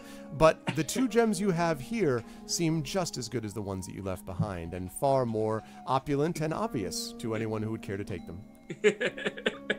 I would be angry if they weren't so fantastic. Oh, that's it. You keep wanting to get angry, but then you're like, wow. Yeah. wow, though. God like, damn, what? this looks Wow. good. Yeah. I'm thinking of all the higher grade cons I can pull in an outfit like this right now. You've upgraded it, right? Like, isn't one of the legend of Pyron would know this. Isn't one of the Legend of Heroes things you can upgrade gems or something? Isn't there one of them where you can like make gems better? That's what you did. You made gems better. You know, that's what we're getting. It's outstanding work, Ernesto. And he says, "Thank you. I did my very best with it. I think you'll find that those silly rocks that you had do much more work for you here where they are on the front. And you'll notice that we've repurposed some of your other things as well. And for the first time, you notice that on your shirt, the buttons on your shirt going down seem to all be made of coins. Like just coin button, coin button, coin button, coin button. There's a lot of these coin buttons all the way down. You basically glitter from every place that you can find. Like you're sort of dazzling, in fact, in the light. I do know. Well, I do appreciate good props because people will remember a suit, not an halfling. All they will remember is the details of the suit. Exactly, sir. They like to show that your profession shines from you. Here we can see that you're someone who understands finery and good taste. And, of course, you're the kind of person who's come by these things honestly. That's why you're not afraid to wear them honestly. He smiles. Well said, Ernesto. Yep. All right. So he says now the cost, of course, for this. This was not necessarily paid for by the same benefactor who paid for the other one, so this will unfortunately cost about 20 gold, but this 20 gold is well spent, sir, and I'm happy to throw in, of course, a free shoeshine kit for free. That sounds excellent. So I'll pay him the 20 gold, and how many gold am I down for the actual... So as you look at it, your pouch definitely looks a lot lighter than it was. Yeah. It seems like you pay it, and you're about 240. You feel like you're below 200 now, pretty safely. You know, you feel like as you're doing that, you notice that the pouch itself seems to be sealed with like coins themselves, coin buttons. These coin buttons work really well though. Like they're very they seem attached really. They're not going anywhere. Like they're not, you know, they're not easily. I definitely need to start splitting this money into various locations. I knew the location of some poor people where you could split it to. Right. We'll Exactly. consider that. Greta. Moving on. Nothing. Okay. All right, so he says, well, my friends, is there anything else I can provide you with? I would say that you're ready for the great ball. And, of course, it's a good thing. It's only going to be a couple of days from now, of course. Well, thank you, Ernesto. You've been fabulous. And he says, thank you, my dear. I always endeavor to try. And he lifts his arm, and all the tailors come out, and they lift their arms together, and they all spin in place, and they say, thank you for your time. When you return, we will make you look even better than you feel. And they just stand there frozen. I put my hand up. Can I have these wrapped? And they sort of look at you, not like just blinking. You get the impression this is the, you know. Yeah. I can't travel to Waterdeep wearing this, but I very much look forward to unwrapping them upon arrival. Have and I will make sure to wonderful spread day. the name.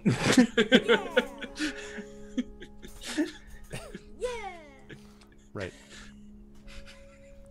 Can I take them to the blacksmith? Sure, if you want. No, I'm just kidding. Okay. Can I update you? I've been AFK a bit. There has been a tailor encounter. X5, I think, is what I would say. Critical success. Yeah. I had some questions for Ernesto. All right. So if possible, Ernesto unless we have been ushered out of the shop. Okay. Yes, Ernesto remains. He's still got his hand up in the air, like, you know, sort of like semi-frozen animation. Yeah, that's true. It's a good point. I could ask him to put his hand out. I might like take him off to one side, to be honest with you. Okay. And so I'll go. So I need to ask you about the man who paid for these clothes. And did he specifically describe me or someone who may look like me? And he says to you, well, sir, of course he the person in question made it clear that I wasn't really to describe them in any great detail. They seemed anxious that you simply have the clothes provided to you, and that was all. They wish to remain anonymous, you see. I do have, of course, my customer standards to consider. Okay, I'm going to put 5 gold on the counter in front of him. I'm going to go, so is there nothing that could convince you otherwise? And he says, because I have a feeling, and I will cut him off if he is talking already. Okay. I have a feeling that this person may at some point wish me and my comrades ill will, and I'd like to be prepared for it if that is the case. Oh, and he says, oh, I certainly would hope not. We certainly don't want to be involved with that here. I am always a tailor of the finest discretion. That is how I have made my reputation, you see. I never get involved with any funny business if I can avoid it. And it precedes you, which is why I know that this conversation will remain strictly between us. Oh, of course, sir. Under no circumstances would I reveal it to anyone, but you must realize that that's precisely what the person, your benefactor, said to me. I must be careful about not changing my standards, sir. I'm afraid there's no money that could help you, but... And he sort of looks around and he lowers his voice. I can tell you perhaps only one thing. Your benefactor was not a he. It was a female. And he says, and with that, in a louder voice, we must bid you all adieu. And he lifts his hand again. And everyone, all the tailors who have, during this whole time, not moved their hand, although you can see, like, one of the tailors, like, his arm is starting to shake a little bit, obviously, like, from having had his hand up in the air that long. So. Okay, I'll leave a gold on the counter. Thank you for the information. My pleasure, sir. Enjoy your new clothing. May you always make as good an impression on the outside as you do for yourself on the inside. Okay. Stay safe. I'll leave the store with the other 2. Okay. All right. You do that. Just before we move on, let me stop just for a second to thank everyone who is watching us today. I hope you guys are enjoying this. This is Dungeons & Dragons with the GOG stream team, Pyron J, Darksaber2K, and of course Screaming Joypad, also known as Mike, or the other way around, Mike, also known as Screaming Joypad. And no, it's Screaming Joypad on my birth certificate. Okay, that's okay. There you go. Yeah, that's and they are playing. There are those who call him Mike. And this is Storm King's Thunder. These 3 are trying to figure out the details of why there have been this increase in giant attacks, not just in the town they came from, Nightstone, but in the town that they're at now, one of the 10 towns, Bryn Shander. There are also some other quests there, but they had some shopping to do first, and that's basically what we've been doing so far. So if you like what you see in here, please make sure to follow. Thank you for following me. I appreciate it. My name's Arvin Elleron. This is Pen and Pixels, my weekly show on story and narrative, but also make sure to follow these individual people either on YouTube or on Twitch, because they all either stream or do YouTube stuff and are very good people. All right, now with all that said, back to you guys. What do you want to do? I am going to try and store the ball finery as carefully as I can in my pack, because I do not particularly want to get jumped by all the poor people in town. All right, so now are you going to do this on the street? Because you're currently standing out in front with this, like, and by the way, as you do so it's about, it's you know, it was the morning when you first got, so it's probably about 11 o'clock now. So as the sun comes down from a winter sky, it reflects everywhere. Like, you are just gleaming, Selsig. And there's several people who sort of stop and look at you curiously, and there's one who kind of does a wolf whistle from a distance and all this stuff. So they are all, that said, I'd love to see the muggers that take their chance with a half-orc standing next to me. So I might just stay in it out of morbid curiosity. It's up to you. Rash. I wave him over. I'm just like, you smell like a brothel. What? Thanks, I think. And you look like someone I borrowed money off of once. Both true. Did borrow money off me once. I mean, other than you. If anyone asks, you're my bodyguard. Wait, I'm already your bodyguard. Bodyguards get paid. Oh, okay. You're going to pay him? Wow, bodyguards get paid? There's Greta, so many bodyguards get questions. paid. First of all, Saltic, you're going to pay him, and second, Urash, why do you know how a brothel smells? No, he's gonna pretend. Don't ask questions like that. I'm not gonna answer questions like that to a woman of the cloth. Anyway, so we've got stuff You to two do. worry me sometimes. Okay. So anyway, we've got stuff to Boy, do. have we got sights to show you when we get to Waterdeep, Greta. Okay, what do you guys want to do? I don't know. Falto's Right. light shines So we've even in the got- darkest corners. Of that, I have no doubt. And I Tempest's believe you fire don't. lights I'm them trying to also. sneak there. Right, so we've got a few things we could probably do. I mean, I know the guy you guys brought to the healing house. He's probably got a story for us, but that means us going to Waterdeep. But they did say that there was a ball there in a couple of days, and I have absolutely no idea how we're going to get to Waterdeep in a couple of days. It's like a couple of weeks away. I have no idea. Is it? It's a while away from where we are right now. It is a good distance by normal transit methods, yes. We Yeah, know a guy with a flying only castle. we had a If flying only, castle. if only. No, I'm interested, and this is Orosh talking, I'm interested in seeing what Markham Southwell and Ulrich Brighthelm wanted us to do to try and help the town, and if we can do that before leaving here. Yeah. Still, we might want to advise our I'm just giant like, friend by the name of Sephiroth. What that we want. I'm sorry. I didn't write this said time. no. I really, You could see her even pausing. She's like, I don't want to do. Oh God! It's just a meme now, Pyron. It's Yeah, not it your is. fault at all. I didn't write this time.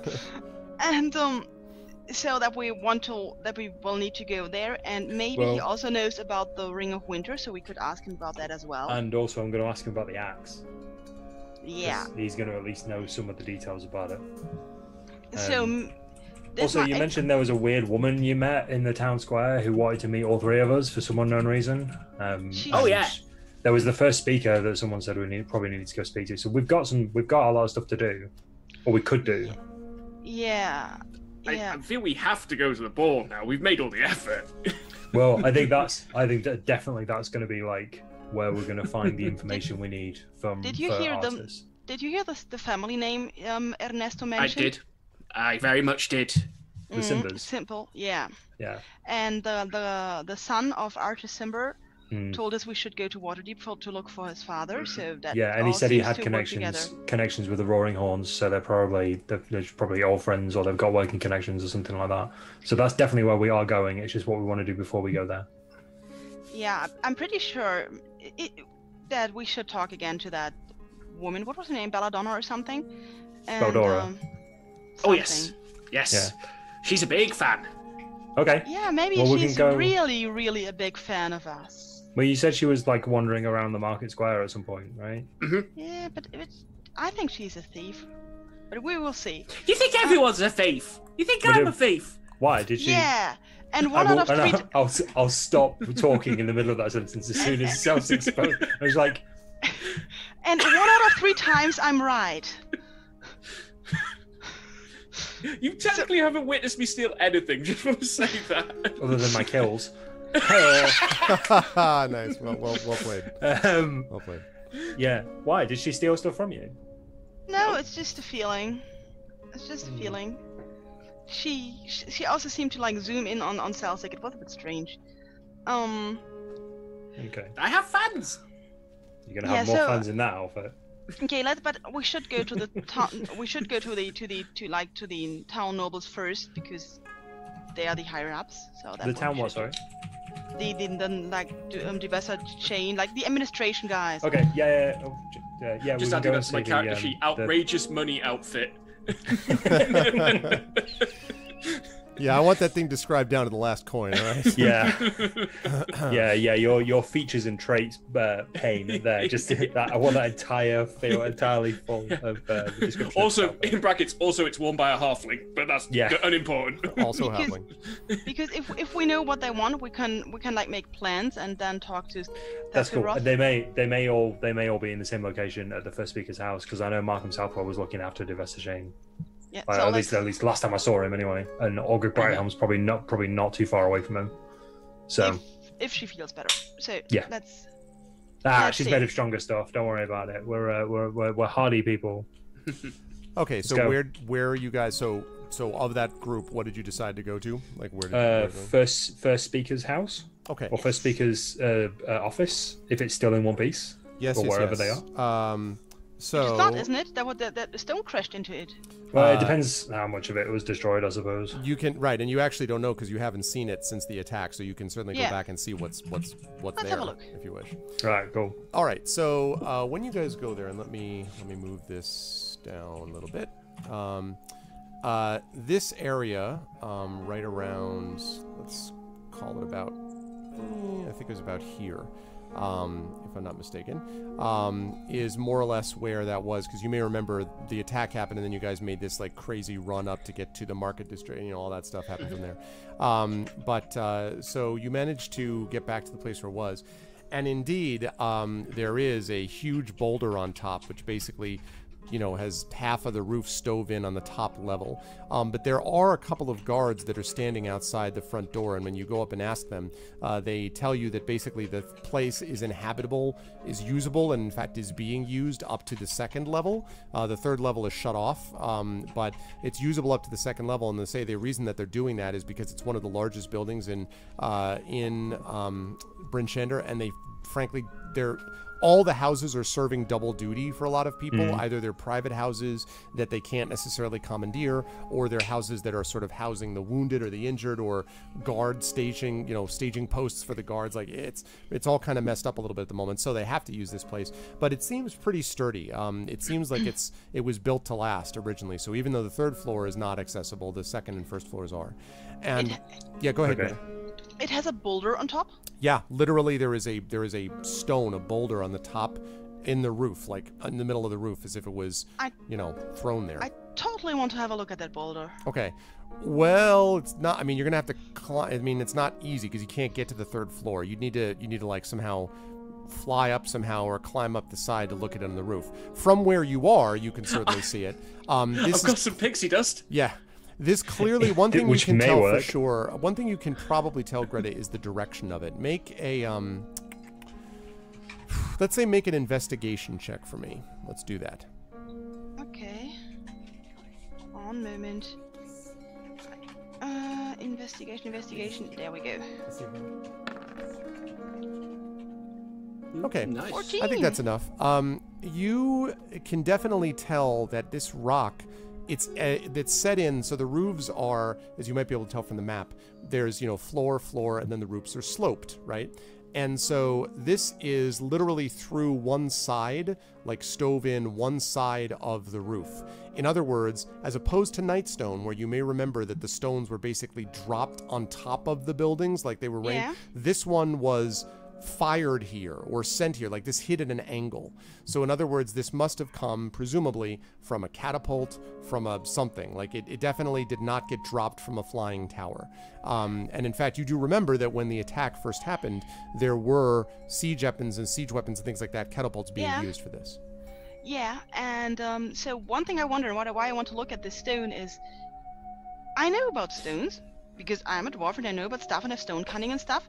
So I wonder whether I could guess if this is a stone that might originate in this area or was brought here from far, far away. That's a good question, but to know that, you would have to get up to the boulder to see it. You can't tell it from this distance. Okay, but I know that several boulders have hit the city, right? Yes, that's true. Okay. There's not another one around here that you see, but but elsewhere there definitely are. Yes. Okay. Well, let's go in and talk to people. Definitely true. Okay, so you guys go in and you actually find Duvessa Shane standing next to Markham Southwell, more or less as you said, Arash. You see that Duvessa Shane she has her arm in a sling. She looks like she did not escape the attack unscathed either.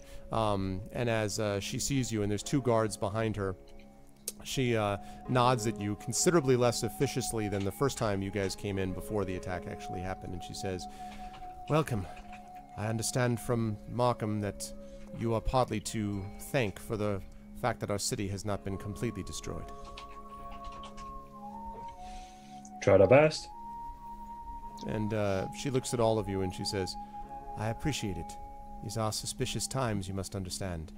We cannot always be sure who it is to trust."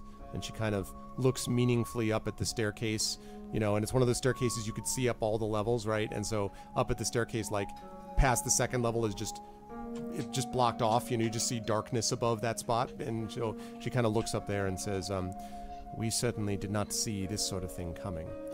And she says, "I would love to be able to speak to you if you have a few moments." Yes, please.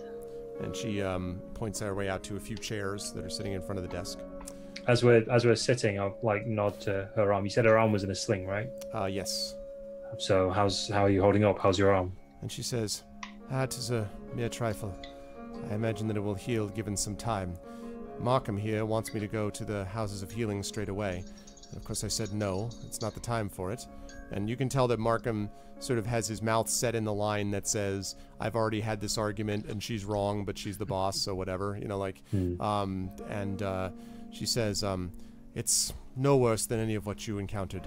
And she looks at you and she says, "I understand that for you, you came much closer to passing on than I did." Aye. If it weren't for the help of my friends here, I would be singing in Tempest's hallowed halls right now. And she says, "It is good to be able to have friends, and it's about that I wish to talk to you. Not just friends, but family. I know that you came here originally to tell our sheriff of the loss of his sister, but you also came, we're told, from a city that came under attack. This is not the only one that we've heard this from. Reports from Golden Fields, from Tribor, and from Nightstone, along with us, all indicate that these attacks are happening simultaneously. Every city that we've heard from, the giants are attacking. We do not know why, but this is not the way that the giants normally behave. Yes, we've encountered dragons before. In fact, there are legends of parties that have dealt with that subject. Perhaps warforged creatures that helped try to stand back the dragons. But giants, that is an entirely different matter. We cannot think why it has happened, or what we have done to incur the wrath of those who are.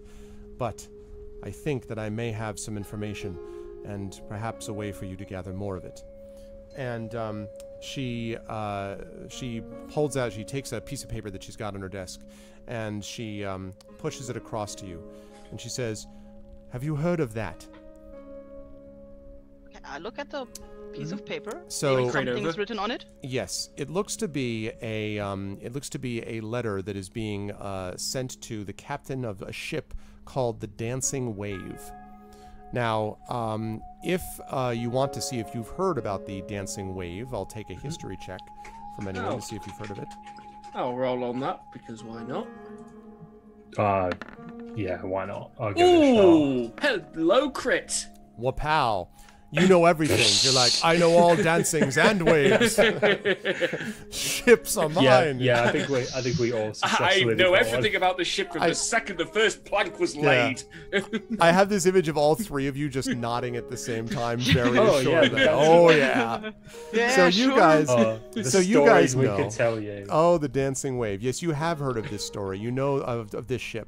The Dancing Wave is famous for being a ship which is a cargo ship that does some of the most dangerous travel journeys. It basically transports up and down the Sword Coast. It is well known for having escaped numerous scrapes with privateers and pirates and buccaneers who would like some of its rich cargo. And its crew is specially chosen and selected by those who hire it at a very expensive price, by the way, specifically so that they can get stuff from one place to the other. It's the armored car of Dungeons and Dragons, okay, of the Sword Coast. And she says, and so you know that this thing is it's a badass ship, basically. And she says, "Now, what you may not know is that the person responsible for essentially sending this ship out on various missions and arranging various trade routes is someone I know very well. In fact, it is my aunt. Her name is Enerva Coldwater. She lives in Waterdeep, and it's her responsibility to handle this ship. But that's the problem." And then she pushes over another letter, which is signed from Enerva Coldwater to her. And she says, "Several days ago, I received this letter. It tells me that the Dancing Wave has gone missing and is several weeks overdue. It was transporting goods from Luskan to Waterdeep when it disappeared, and rumor has it that Neverwinter privateers aboard a ship called the Moon Maiden sighted floating debris while traveling south to Waterdeep. If it's true that this ship has somehow been captured or destroyed, it means that we are in very, very serious danger. Either it means that the giants have found a way to destroy ships on the water, or that someone else has found ways to perhaps take advantage of the confusion and use that moment to attack ships that were previously considered to be impregnable. The reason it matters to us is that it matters to my aunt. And my aunt tells me that if we begin to lose ships like this, we begin to lose trade routes like this, Waterdeep will have to consider shutting down trade routes with all the 10 towns. This would be disastrous. We rely on those trade routes, especially now. If no one comes to aid us, if no one will come to give us supplies to rebuild what has been destroyed here, then we are at the mercy of anyone who comes next. And as I think we've proven, there will be those who will come to us next. I know you have other things you must do, but I would appeal to you. You must find out what happened to this ship. Convince them in Waterdeep that we are not a dangerous risk, that they must keep the trade routes open. If they do not, we will have no economic strength left. And if we don't have that, and don't have supplies or resources, then this town is already dead. But what could we say to convince them? And she says, I think the first thing would be to gather information about it. Perhaps if you can find out what happened, perhaps if it's totally unrelated to the giants, or perhaps if you manage to find the ship itself. In any of those circumstances, certainly Waterdeep would be relieved, and then we could make arrangements to make sure that the ship was kept safe, and the trade routes would remain open, especially if they felt that the ones who found out the ship were special envoys of Bryn Shander. And with that, she pushes across 3 more what look like almost, excuse me, copper and gold, some kind of stylized, what looks like a bee, and she pushes them over to each of you, and she says, envoys of Bryn Shander, which is what I would intend to make you. If you can do this, you will be one of us, deputized with the authority of our town to speak for us.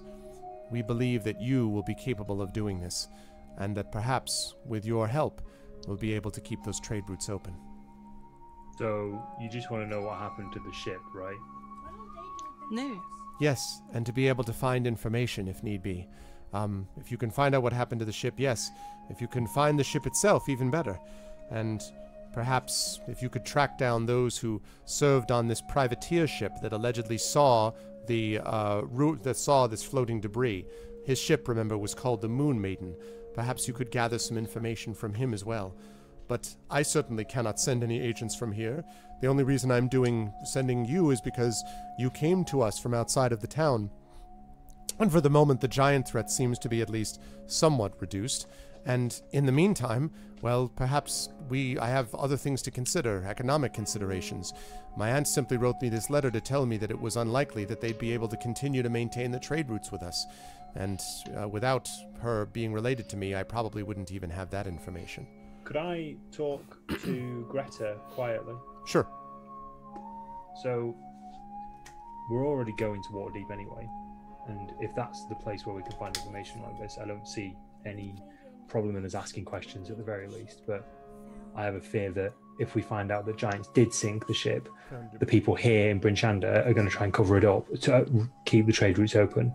So I think if we do this, we have to be as honest and forthcoming with all information as possible. I'm always in favor of being honest. I know, and I think we should help people because I think this is an important trade route. But I also don't want to do anything dishonest, and I certainly don't want to do anything that would cross your moral code. I very, very much appreciate that. The worry that I do have right now is whether we can do all of the things that we're trying to do here, because I would not want to promise somebody help and then just not have the time to get to their issues. And I'll kind of laugh and just loud enough for people to hear. Tap Greta on the shoulder. We're heroes. Come on, that's what we do. Of course, we'll have time. I look over to Celtic, and I look to Duvessa Chain, and I say, I think this is a very huge responsibility, and we also have other very important issues that we need to turn to. So we need to talk about this, my companions and I, and then make a decision and come back to you. And she says, I understand, of course, but I would ask that you not take very long to decide. I don't believe that they will, in fact, probably have already made the decision to remove these trade routes, and I would like to be able to convince them to think differently as fast as possible. And Markham, with his arms crossed behind her, says, "There's also another matter, if you would consider it." And he kind of looks at all of you, and he says, I barely stifle an eye roll. "I've spoken to you briefly about this already, Urash. We have no right to ask more of you, and yet there it is. In strange times, we must rely on strangers for our assistance, and you have been as good to us thus far as any we could have hoped for. The problem that I refer to relies to the defense of this town. We don't have any." And Devessa kind of shakes her head, but doesn't say anything, and he says, "We've lost many of our defenders already, and those that are left are spread far too thin to be able to defend these walls.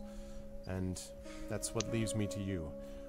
I think, if perhaps you would be willing to do it, that there is a place from which some of these attacks may be coming. If you could find where that place is, even if it were close by the town, you might be able to prevent more attacks from coming to us, and to do so would be of great benefit." And Duvessa says, "Of course, none of that will matter, Markham, if we don't have any economic power left to do anything with it." And Markham says, "That is true, first speaker. What is also true is that economic goods will do nothing if we have no buildings or people left to enjoy them." And he kind of looks back at all of you. He says, "You can see that the first speaker and I have somewhat of a disagreement on this score." Can you point out on a map where you think this place might be? And he does. So he, so next to the eastern side, and let's see if I can actually pull it up here. So if you guys are looking here at Roll20, this is the famous. It's not on this map, but off here, basically to the east, is as I think I mentioned to you, this is set up on a hill, right? And the hill kind of slopes down, and as the hill slopes down, it moves closer and closer to rivers and lakes and things like that eventually lead back out into the Sea of Storms and past into the Sword Coast.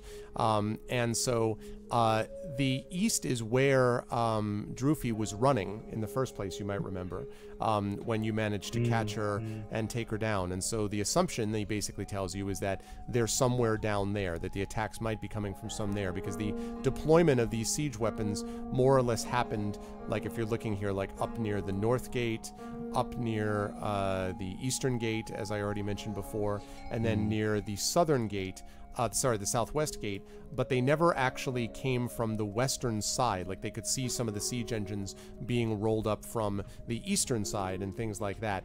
Scouts were later able to tell them, which indicates that, these machines came from the east. So yeah. That's the best lead that he has to go on, is his belief of it. I think I'm not speaking for my companions here. I think this is another one of those things that we'll need to discuss. There's a few things we need to do sooner rather than later, and I think juggling a lot of this stuff is going to be quite sensitive. I there is something of a time issue here. Yes. I understand, and I understand that in all likelihood you won't be able to do everything.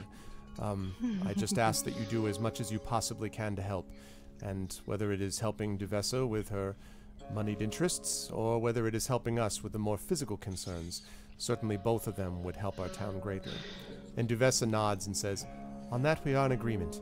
I cannot force you to take any one of them. I recommend the economic route. Markham recommends the more physical danger. Either one of them probably has its own place. But whatever you do, it must be done sooner rather than later, I think." Okay, let's could we get a room for ourselves to talk? Certainly. And she says, well, that is to say, and she kind of looks sheepishly around at, kind of the semi-used, like you can tell that there's like soldiers that are in several rooms here already that normally wouldn't be there, like they see like there's some cots, some makeshift cots that have been set out. And she says, okay, but we maybe do have... just go outside. And she sort of nods and she says, "Thank you, I wish we had some somewhat better accommodations. But yes, right outside. In fact, there is a small house right across the way, currently that's used to stable animals, but there's no one in there at the moment, I don't believe. You could use that temporarily. No one will disturb you, I promise, while you're in there. Okay.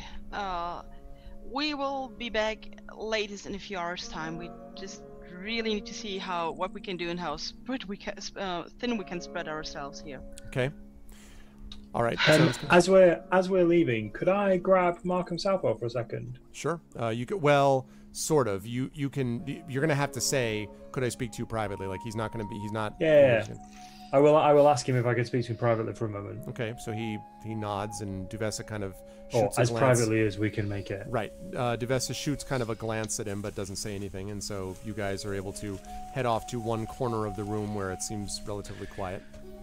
So, I wanted to ask you a quick question. Has there been any reports or mentions of a suspicious woman in town recently? Maybe over the last day or so, couple of days? And he sort of furrows his brow. Suspicious woman? No, but Bryn Shander takes more than its share of nomads, especially now with these attacks happening at towns around us. We've had a good influx of refugees as of late. Maybe that will change now that our own attacks have occurred. But no, I know of no one in particular. But I've been rather busy myself, focusing on the defense of the town, of course. Is there anyone else who may know about the general comings and goings of nomads and travelers in the town? He narrows his eyes and he says, well, the best place almost always to find out information about any town doesn't come from its soldiery or its barracks or its houses of healing. It almost always comes from a place that everyone can agree is the most comfortable environment they can find. Any sort of... The inn. Indeed. Inns and taverns would be your best bet. There are several of them, but I know one of the most busy is at the northern side of the market district called the Honest Thief. That's one place I could recommend as a possible option. But again, I have no inside information there. It's simply where I would go myself. All right. Thank you. Thank you very much. It is my pleasure, and as you turn away, he puts a hand on your shoulder. He says, I thank you again for everything you've done. Trust me, I would not ask for more if I didn't feel the need was urgent. But you must do as your conscience directs. Thank you. And he lets you go. And okay, you guys are able to go across to a stable. And as you walk in, by the way, Celsig, the guards, I should have said, and everyone as you walk in and out are looking very curiously at your like spectacular outfit, you know. And as you go in, you actually see the light like lighting the inside of this stable, like you know, like just like disco, you know. It's like it's really dramatic. And you walk in to the place and the guards, and as you walk in, actually, all of you please make an insight check for me. Well, okay. Not insight, perception. All three of you, please, as you're walking by the two guards who are on the outside of this little stable that you're going into. Well. Okay. Is that a 6 originally, or that's a 6, okay, yeah. Okay, Celsius got a 7. Come on, Gray. Come on, Gray. This smells of animal. Yes. So you guys are like, yeah, you're like building. a stable, yeah. But Greta, this building you looks notice stable. You notice as you walk past the two guards, that both guards seem to be regarding you with some interest. Me? Not you specifically, the party. Regarding okay. the party with some interest, i.e., they sort of, you know, their gaze lingers upon the three of you as you walk past. Okay, well, I can understand that. Yep. So we walk inside, I guess. Yes, there is definitely the smell of the animals have definitely been here in the recent past, and there's a lot of straw. It's not very, you know, dramatic and like beautiful, but it is definitely quiet. It seems to be. So, I think I'll take this opportunity to change my clothes. That's what I wanted to say. Please do so. cool. Just go there where the horse box thing is and do your thing. Yeah, I'll come just on, man. step behind a convenient partition. It's getting to the afternoon. You're a little difficult to look at. Make a perception check as you do, Celsig. Oh God. Urash, you two. 15. Okay, you narrowly avoid stepping right into the midst of one of the gifts left for you by the animals that occupy this place. I haven't enough poop-related incidents to last me one campaign. You're fine though. Okay. So just before we start discussing this, I asked Markham in private, basically, if he'd have heard of any travellers or anyone like that who were acting suspicious, who also happened to be female, based on what Ernesto had said to me at the tailors, and he can't think of anything, but he is obviously a busy man. But he did say that we should probably visit the Honest Thief. Now, if we can, I'd like to visit the Honest Thief, firstly so I can get a bloody drink in me, and secondly so that I can at least try and find out who the hell is giving my description now, because, and I motioned to myself, I'm not your run-of-the-mill traveller, you know. This is a pretty specific description to be throwing around to people, so I just kind of like to try and find out who is actually giving this out. Also, why does this person want you to go to the Great Ball in Waterdeep? Exactly. Now, I mean, this not so I could get tossed in the mouth, but you know, this seems a little too like suspiciously on the nose. Not to belabor the point, we've only got 2 days to get there. Yeah, I don't know if it will take that long on the Wizard's Tower, and this is obviously what we wanted to talk about. But I think we should at least. I think there's no harm. I said to Greta earlier, Celtic, there's no harm in at least trying to ask questions in Waterdeep. Especially about the boat, because we can probably do that after the ball, because I assume we're going to be during the ball even. Or we even can achieve the most good in Waterdeep. We can kill 2 birds with 1 stone, or at least attempt to. Without a doubt. My concern is what Markham said about the giants, and what he said about the giants' lair, essentially, or stronghold being to the east. Now, if they do have siege weapons, the town isn't in a great position, and especially if they notice that a giant wizard's tower just flies off into the distance all of a sudden, they're going to know something's up. And if they get another Drufi or they get another second wind and they come and attack again, I'm genuinely concerned about the physical threat to the town. My suggestion, and I'm not the greatest tactician, is to get Zephyros to kind of take us east a bit. If he could tell us how long it would take us to get to Waterdeep, that'd be ideal. And if he says exactly 2 days, then we're a bit stuck. But if he takes us, and I'm not great at geography either, if he takes us east a bit and we can see whatever we can see, and I say we spend like a third of a day, a morning-ish, sort of looking around in the eastern area to see if we can find anything. If we can't find anything, then we go to Waterdeep and there is nothing we can do. And these people are just going to have to defend themselves. See what we can do. They could all be in a weakened state. We could scare them off. We could help the town in some way. I don't know. I mean, granted, we could siege weapons on fire.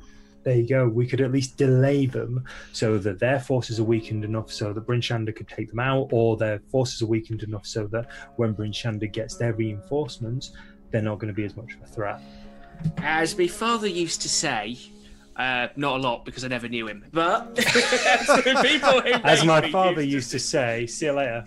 Oh, damn. But as the people who raised me used to say, you can do 1 job well, but you won't do 2 jobs well at the same time. I don't think we're going to do these jobs well, but the fact that we have to get to Waterdeep in a couple of days. I am firmly on going to Waterdeep.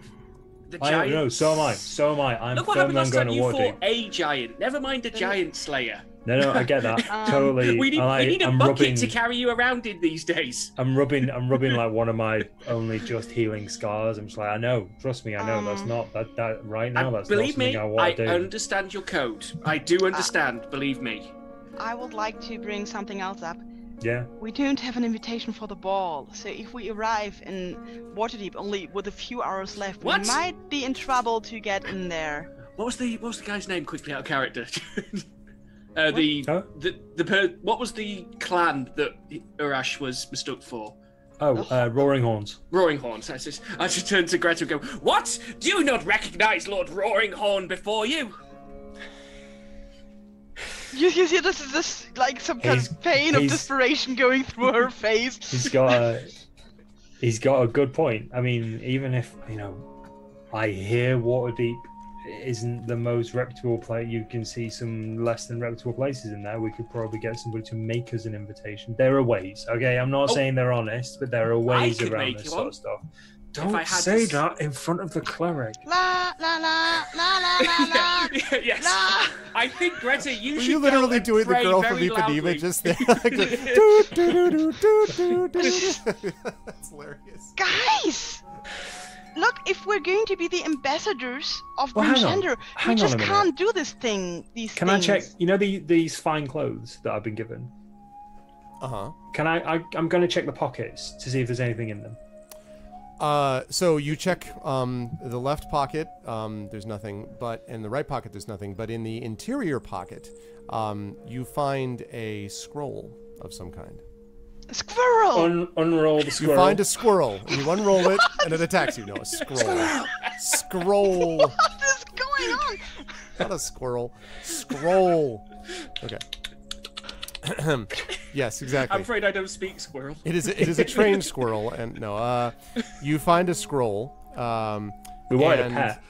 It is, as you open it, it is an invitation to a celebratory party and ball being held at the estate of Lord Roaringhorn in Waterdeep, in, as you look at the date, 2 days' time. Right, I'll hold the scroll out. Right, Is that's it sorted just then. for one? It doesn't specify number of people. It just says invitation, so it's not Right. clear. It's not clear Lord what that's presenting. I look at Greta and That's go, sorted. presenting Lord Roaringhorn and guests. +2. Lord Roaringhorn, his announcer, and his personal Technically, healer. plus one, 'cause we're both And small entourage. people. Yes. This Greta beams. See? You don't always have to go the dishonest way. Sometimes you just get provided for. Tempest provides. There you go. I just lean over to Greta and go, you know he's not Lord Roaringhorn, right? Because I could never resist. Well, doing apparently stuff like he that. is. Apparently he is now. Maybe he The is scroll Lord says he- Roaringhorn. It's like Urash's backstory. Yeah, God I'm damn just it. like, right now, Urash is just sort of like, wait, am I Lord Roaringhorn?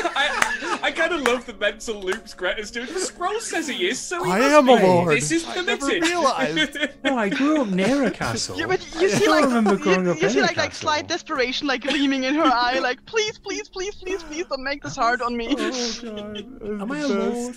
I don't remember Oh, being. man. I remember cutting wood for my tribe. I don't remember being a lord. If I understand it, the Roaring Horns are just like a big group of people. And They're a family. Yeah, they're a large family. I think they're right? more like a very large family. Right. Yeah, Le- yeah. Very. It's one of those. I large get the impression that the Roaring Horns are like those families, like most families in mythical kind of medieval stories, where it's like, oh, you're Lord Roaringhorn. I don't recognize you. Oh, well, I'm from the other side of the Roaring Horns. Yeah.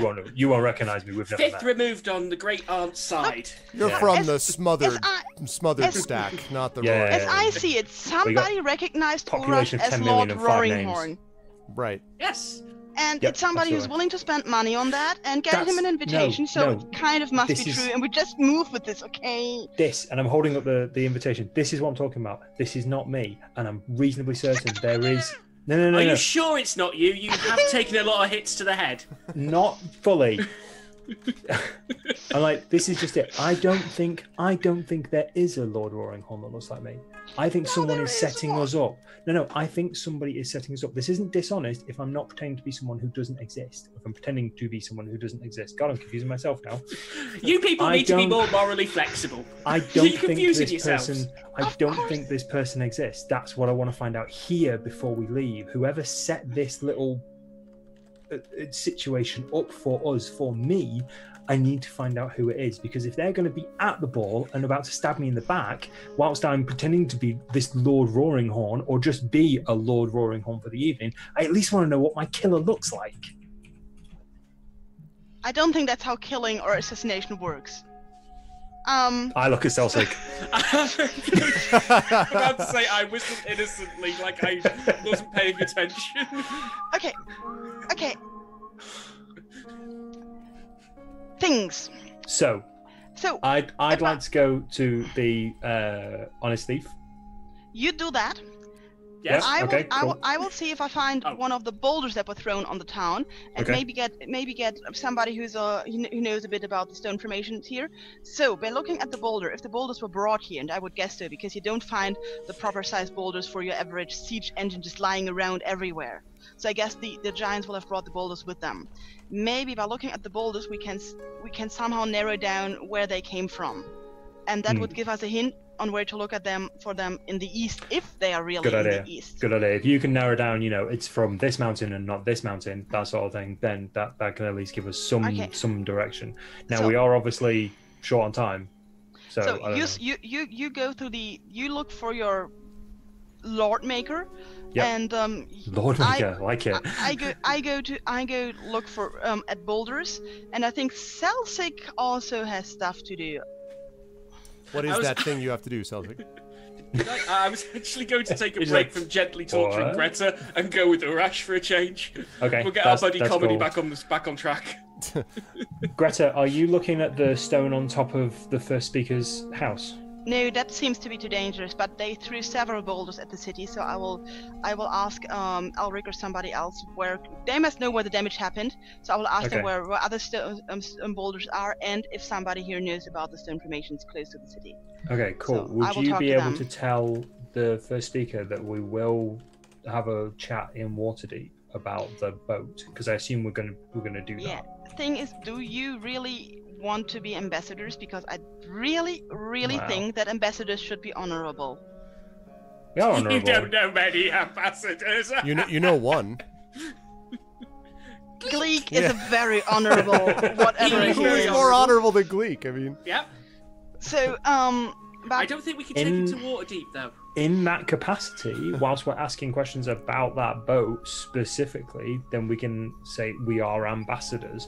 Whilst we're doing possibly less honourable things like sneaking into a party and trying to find out information about families that don't concern us, we could probably, put those ambassadorial pins in our back pocket for a little bit.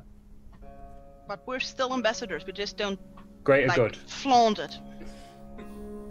Yes, yeah. We don't advertise it. We could be Uh, part-time. We don't like to We talk could be about it, off the yeah. clock. Yeah, we're ambassadors. We Yeah, don't we, like we can't work all the time anyway. absolutely. Yes. Yeah. Yeah, So the party, you're we are in? not officially ambassadors. We are just three adventurers accompanying Lord Roaring. I've got the name. Where did I write it? Horn. Roaring horn. Roaring Horn. This is going to be a Horn. sticking point. yelling stick, write it. saber, Yelling yelling sticks. Yelling stick. Lord Roaring Orc. Lord Noisy Git. You two realize that I might not be going to the party with you, right? That's fine. We can sort that out later. But thou must. But I thou did- must. No, you can't just. My god clothes are my cleric robes, and I don't think that's appropriate for any party. I mean, that fur that they gave you. I is was pretty also impressive. told in the past that I can be quite a party pooper, so we'll just have to see about this. So we just. I'll go talk to the first speaker, get the information for boulders, and tell them we're ambassadors, and you do your other things that I don't necessarily need to know the details about, Okay. and we're off. Okay. Cool. Let's pick this up one at a time, and I think we'll be able to address some of these. We're closing in almost on the end, not quite, but in a couple of minutes here, because Chrono Wolf is here, so that's we'll be up at the top of the hour in just a minute. So let's start with you, Greta. Greta, you when you guys leave, you sort of break off to talk to the guards about the boulders, and they do indicate, if you look at that map, you see where those red X's were. Those are where some of the attacks happened, and you were actually not that far from one of those attacks, so you could actually go there. You could also go here, that I just pinged. One of those three spots you could go fairly easily to find if there's stuff that is the kind that you're looking for there. But I want to go to the first speaker's house first, because she must be like really anxious about what we're deciding to do. Okay. So I want to fill her in on that and get our ambassador pins and everything, Okay. and ask if she can give me somebody to accompany me so that we can have a look at the boulders, because I don't know about stones around here, right? Right. So she sends one of her guards with her. She's very relieved, first of all, and is thankful, and says that the town will reward you richly, etc. She's very, very pleased with you. Gives you the ambassador pins, and then sends you on your way with a guard who brings you to an area that is close to Whoops. I was trying to ping on Roll20. No, how about we do that? I was trying to ping on OBS, not Roll20. There we go. So you go over to there, pretty much, and you see there is one sort of smaller building which is essentially flattened, and the debris is lying, amidst the debris is a boulder which is lying on the ground. And you actually, if you look up, you can almost see where the boulder, like next to it is a house that had most of its roof caved in, and then another one next to it, which is slightly higher, has its roof caved in, almost as if like this is what the boulder took out as it was falling, just like roof, and then just landed on this one. It was also closer to the eastern wall as well, so it feels like there was greater force maybe that was being used here. But the boulder is lying there amongst the debris. There's certainly not much that you could get from the debris.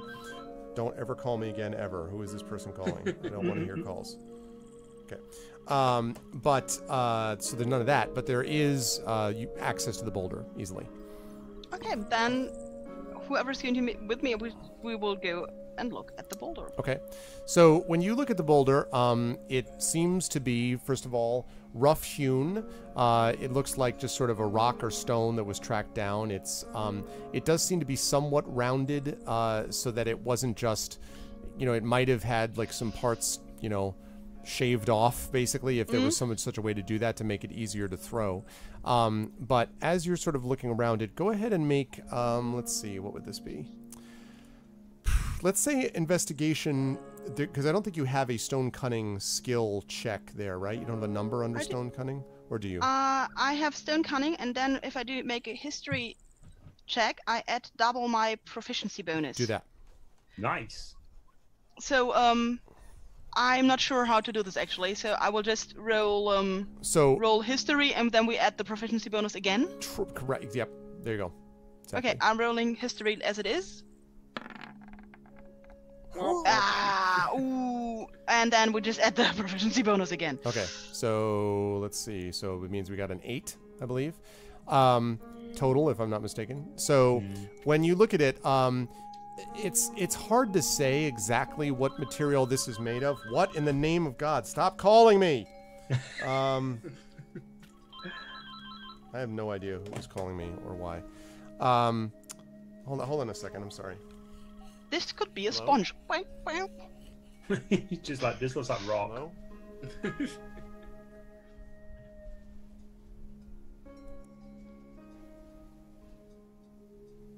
What was the name of the bartender? Was it the minister? The minister, that was him. Yes. The minister. I'm looking forward to going to the bar.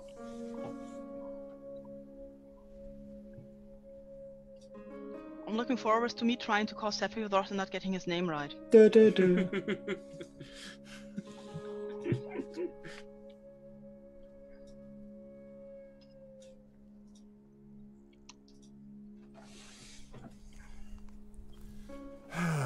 a telemarketer, which normally I would get rid of, but it's the police association. So I'm like, so I waited until they were done. And I'm like, right. So I can't just be like, go to hell and shut them off because it's the police. So instead, I just have to be like, no, we're already committed to other things. Thank you. Never call me again. Sorry. The ARV is popular, yeah, with the police association apparently.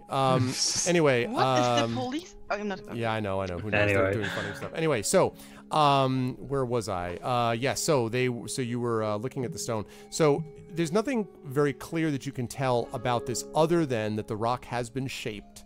It wasn't just taken from something, but it probably, from what you can tell, was a piece that they may have found a rock and then shaped it as opposed to ripping it off of the mountainside. In other words, it was, rough to begin with and taken. But in terms of where it's from, like east, west, no, that's not something you're able to tell very easily. Okay, I've got somebody with me, right?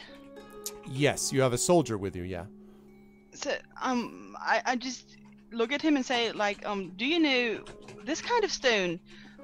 Would you know where it could come from? Because this is not from close to the city, because you don't have this kind of rock lying around here. And he any idea? He shakes his head and he says, "No, miss, I'm afraid that everywhere around us is stone. You could get some of this from any of the mountainsides around here. I don't really have any special ideas as to where it might be from. I'm sorry."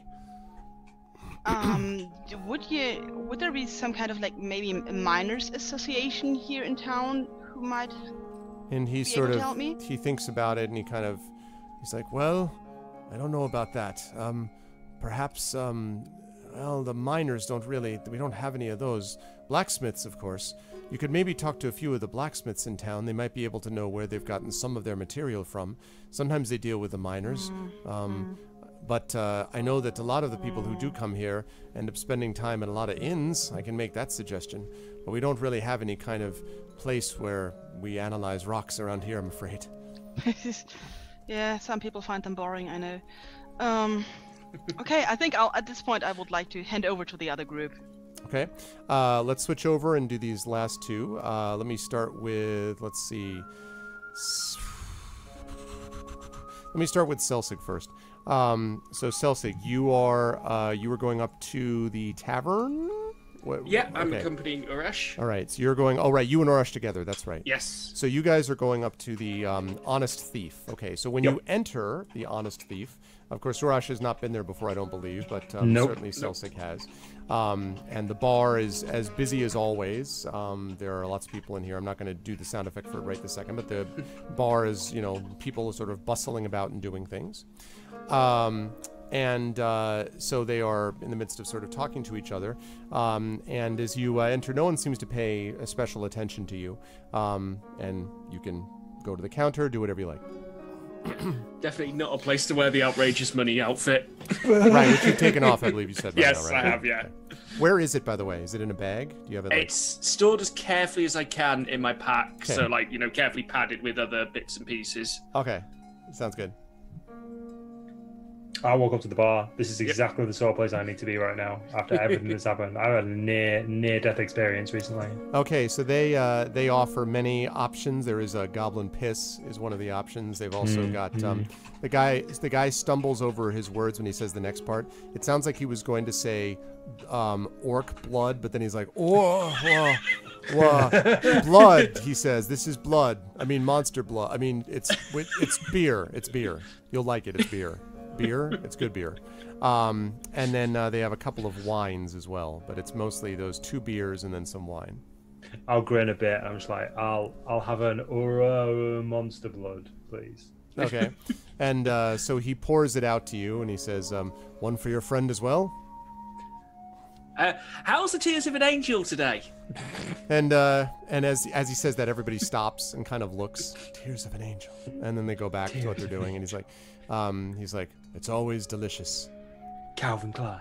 Yeah, they kind of like, yeah, really, pretty much. I'll have me another one. I think I've got the taste for him now. Okay, so I'll swig my Aura monster blood.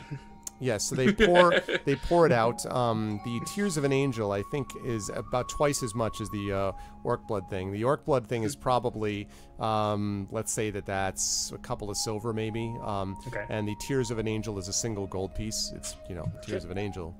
Yes. And as you guys are there, sort of, drinking and sort of chatting and thinking of what to do next, you suddenly hear someone behind you saying, "Oi, friend.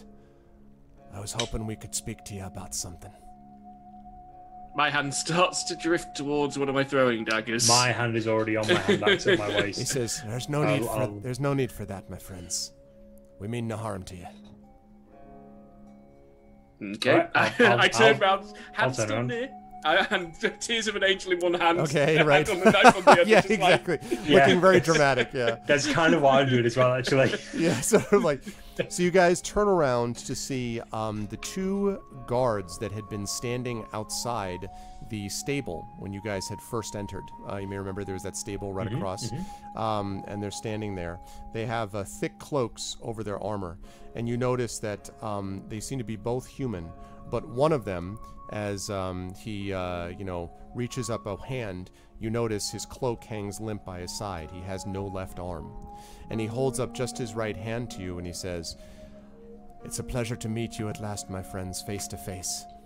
And he looks at both of them and he says, "My name is Naramos, and this is Soralisa." And Soralisa kind of nods to you. And he says, "We work for a government agency, you might say. We have some news for you, and we're going to need your help.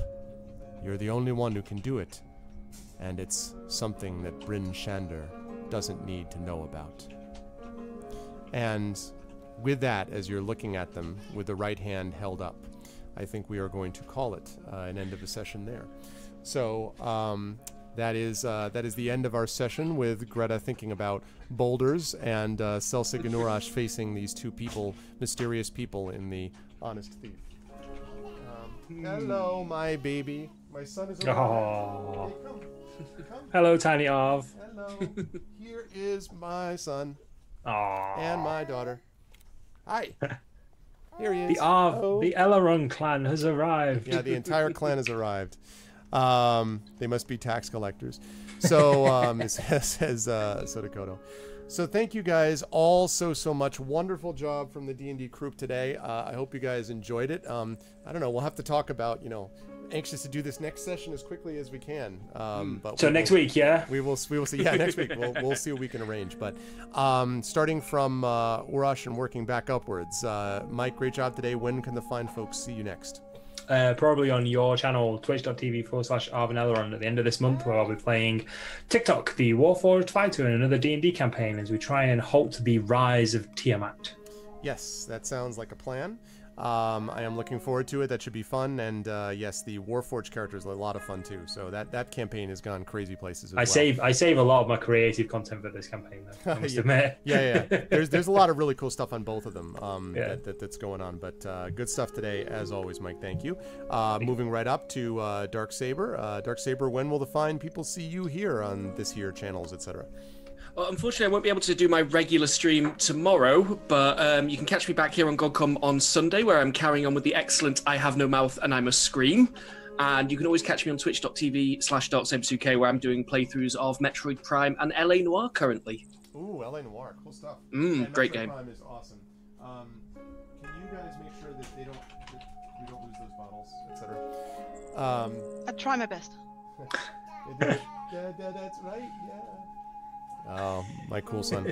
Okay, so that's awesome. That's good. Metroid Prime is an amazing game, dude. Metroid Prime 4 is actually a system seller for me, maybe for the Switch, because I love the Prime series. But anyway, so no. Can you go get him? Keep throwing stuff out. Look at the garbage, please. Oh, it's right there. Don't throw my stuff in the garbage. Okay. And last but certainly not least, we have, of course, Pyron Jade. Pyron, thank you so much. As always, great job today. As Greta, when will the fine folks see you next? Most likely on Thursday. What is going to happen on Thursday is not to be yet revealed, because the stream team is planning some things. I will most likely be part of that, but I can't really talk about this yet. Something will happen on Thursday. In worst case scenario, it's going to be a regular stream of mine. I don't know yet. It's stuff on Thursday. Stuff on Thursday. Wow, now yeah. I'm intrigued. I know. I must find out more. We will see. Yeah, It's gonna and be good on stuff. Mondays, I'm going to continue my blind playthrough of Owlboy that I just started this Monday. Yeah, that's awesome. Have you liked that so far? Oh, boys, good stuff. Yes. Have you seen the little penguin-like creatures? That's what's They're worth like it. the best thing ever. Yeah, I totally got to Ever. check that out. That's awesome. Cool stuff. Well, awesome. You guys did very well today, as always. Definitely having fun with this campaign as well. And you guys are awesome. And I am going to get going because we need to give way to Chrono here. So I will let my players go. Chat, can we get some love for the players? Thank you to Pyron. Thank you to Darksaber. Thank you, of course, to Mike, Screaming Joypad. Great job, everybody. And I will catch you guys in a few weeks. Bye. Thank See you. ya. Thanks to you as well, Arvin. Thank you. Yes. My pleasure. My pleasure, always. Okay. There they go. All right, guys, that's going to do it for me. Oh my God, what? Hold on a second. Let's get my webcam up there. And there we go. That is going to do it for me as well. I want to thank everybody for having joined me on this little adventure as we did our D&D. It was a good time. And I hope you guys enjoyed it as much as I did. If you liked what you saw and heard, please make sure to follow the channel. Please sub to this channel, to GOG, because you can get some awesome emotes and things like that, which are really cool for you. And now I'm going to give way to Chrono Wolf, who is going to be playing some modded Doom 3, if I'm not mistaken, with his Night Howl show. Good friend of mine, Chrono Wolf, and you guys should definitely check him out. He is a good guy. and a good streamer. I will be back at you guys next week, Tuesday next week, with more Star Trek Judgment Rights right here on Pen and Pixels episode 95. But I will also be back on my channel on Friday with my Our Vocalist stream, which is my voice acting team that will be playing some cool new game for you guys. Saturday, I'm playing with my band at a show that I hope to live stream, so you guys can check both of those things out if you like on my channel. But until then, thanks everybody so much for all the support. Thanks so much for the love, and thank you so much for hanging out with us as we play my favorite game, Dungeons & Dragons, because it just always leads to such good stuff. Thanks everybody, and I'll catch all you wonderful people soon. Now stick around for Chrono Wolf, and I will see all of you soon. Until then, have a good one, everyone. Be good.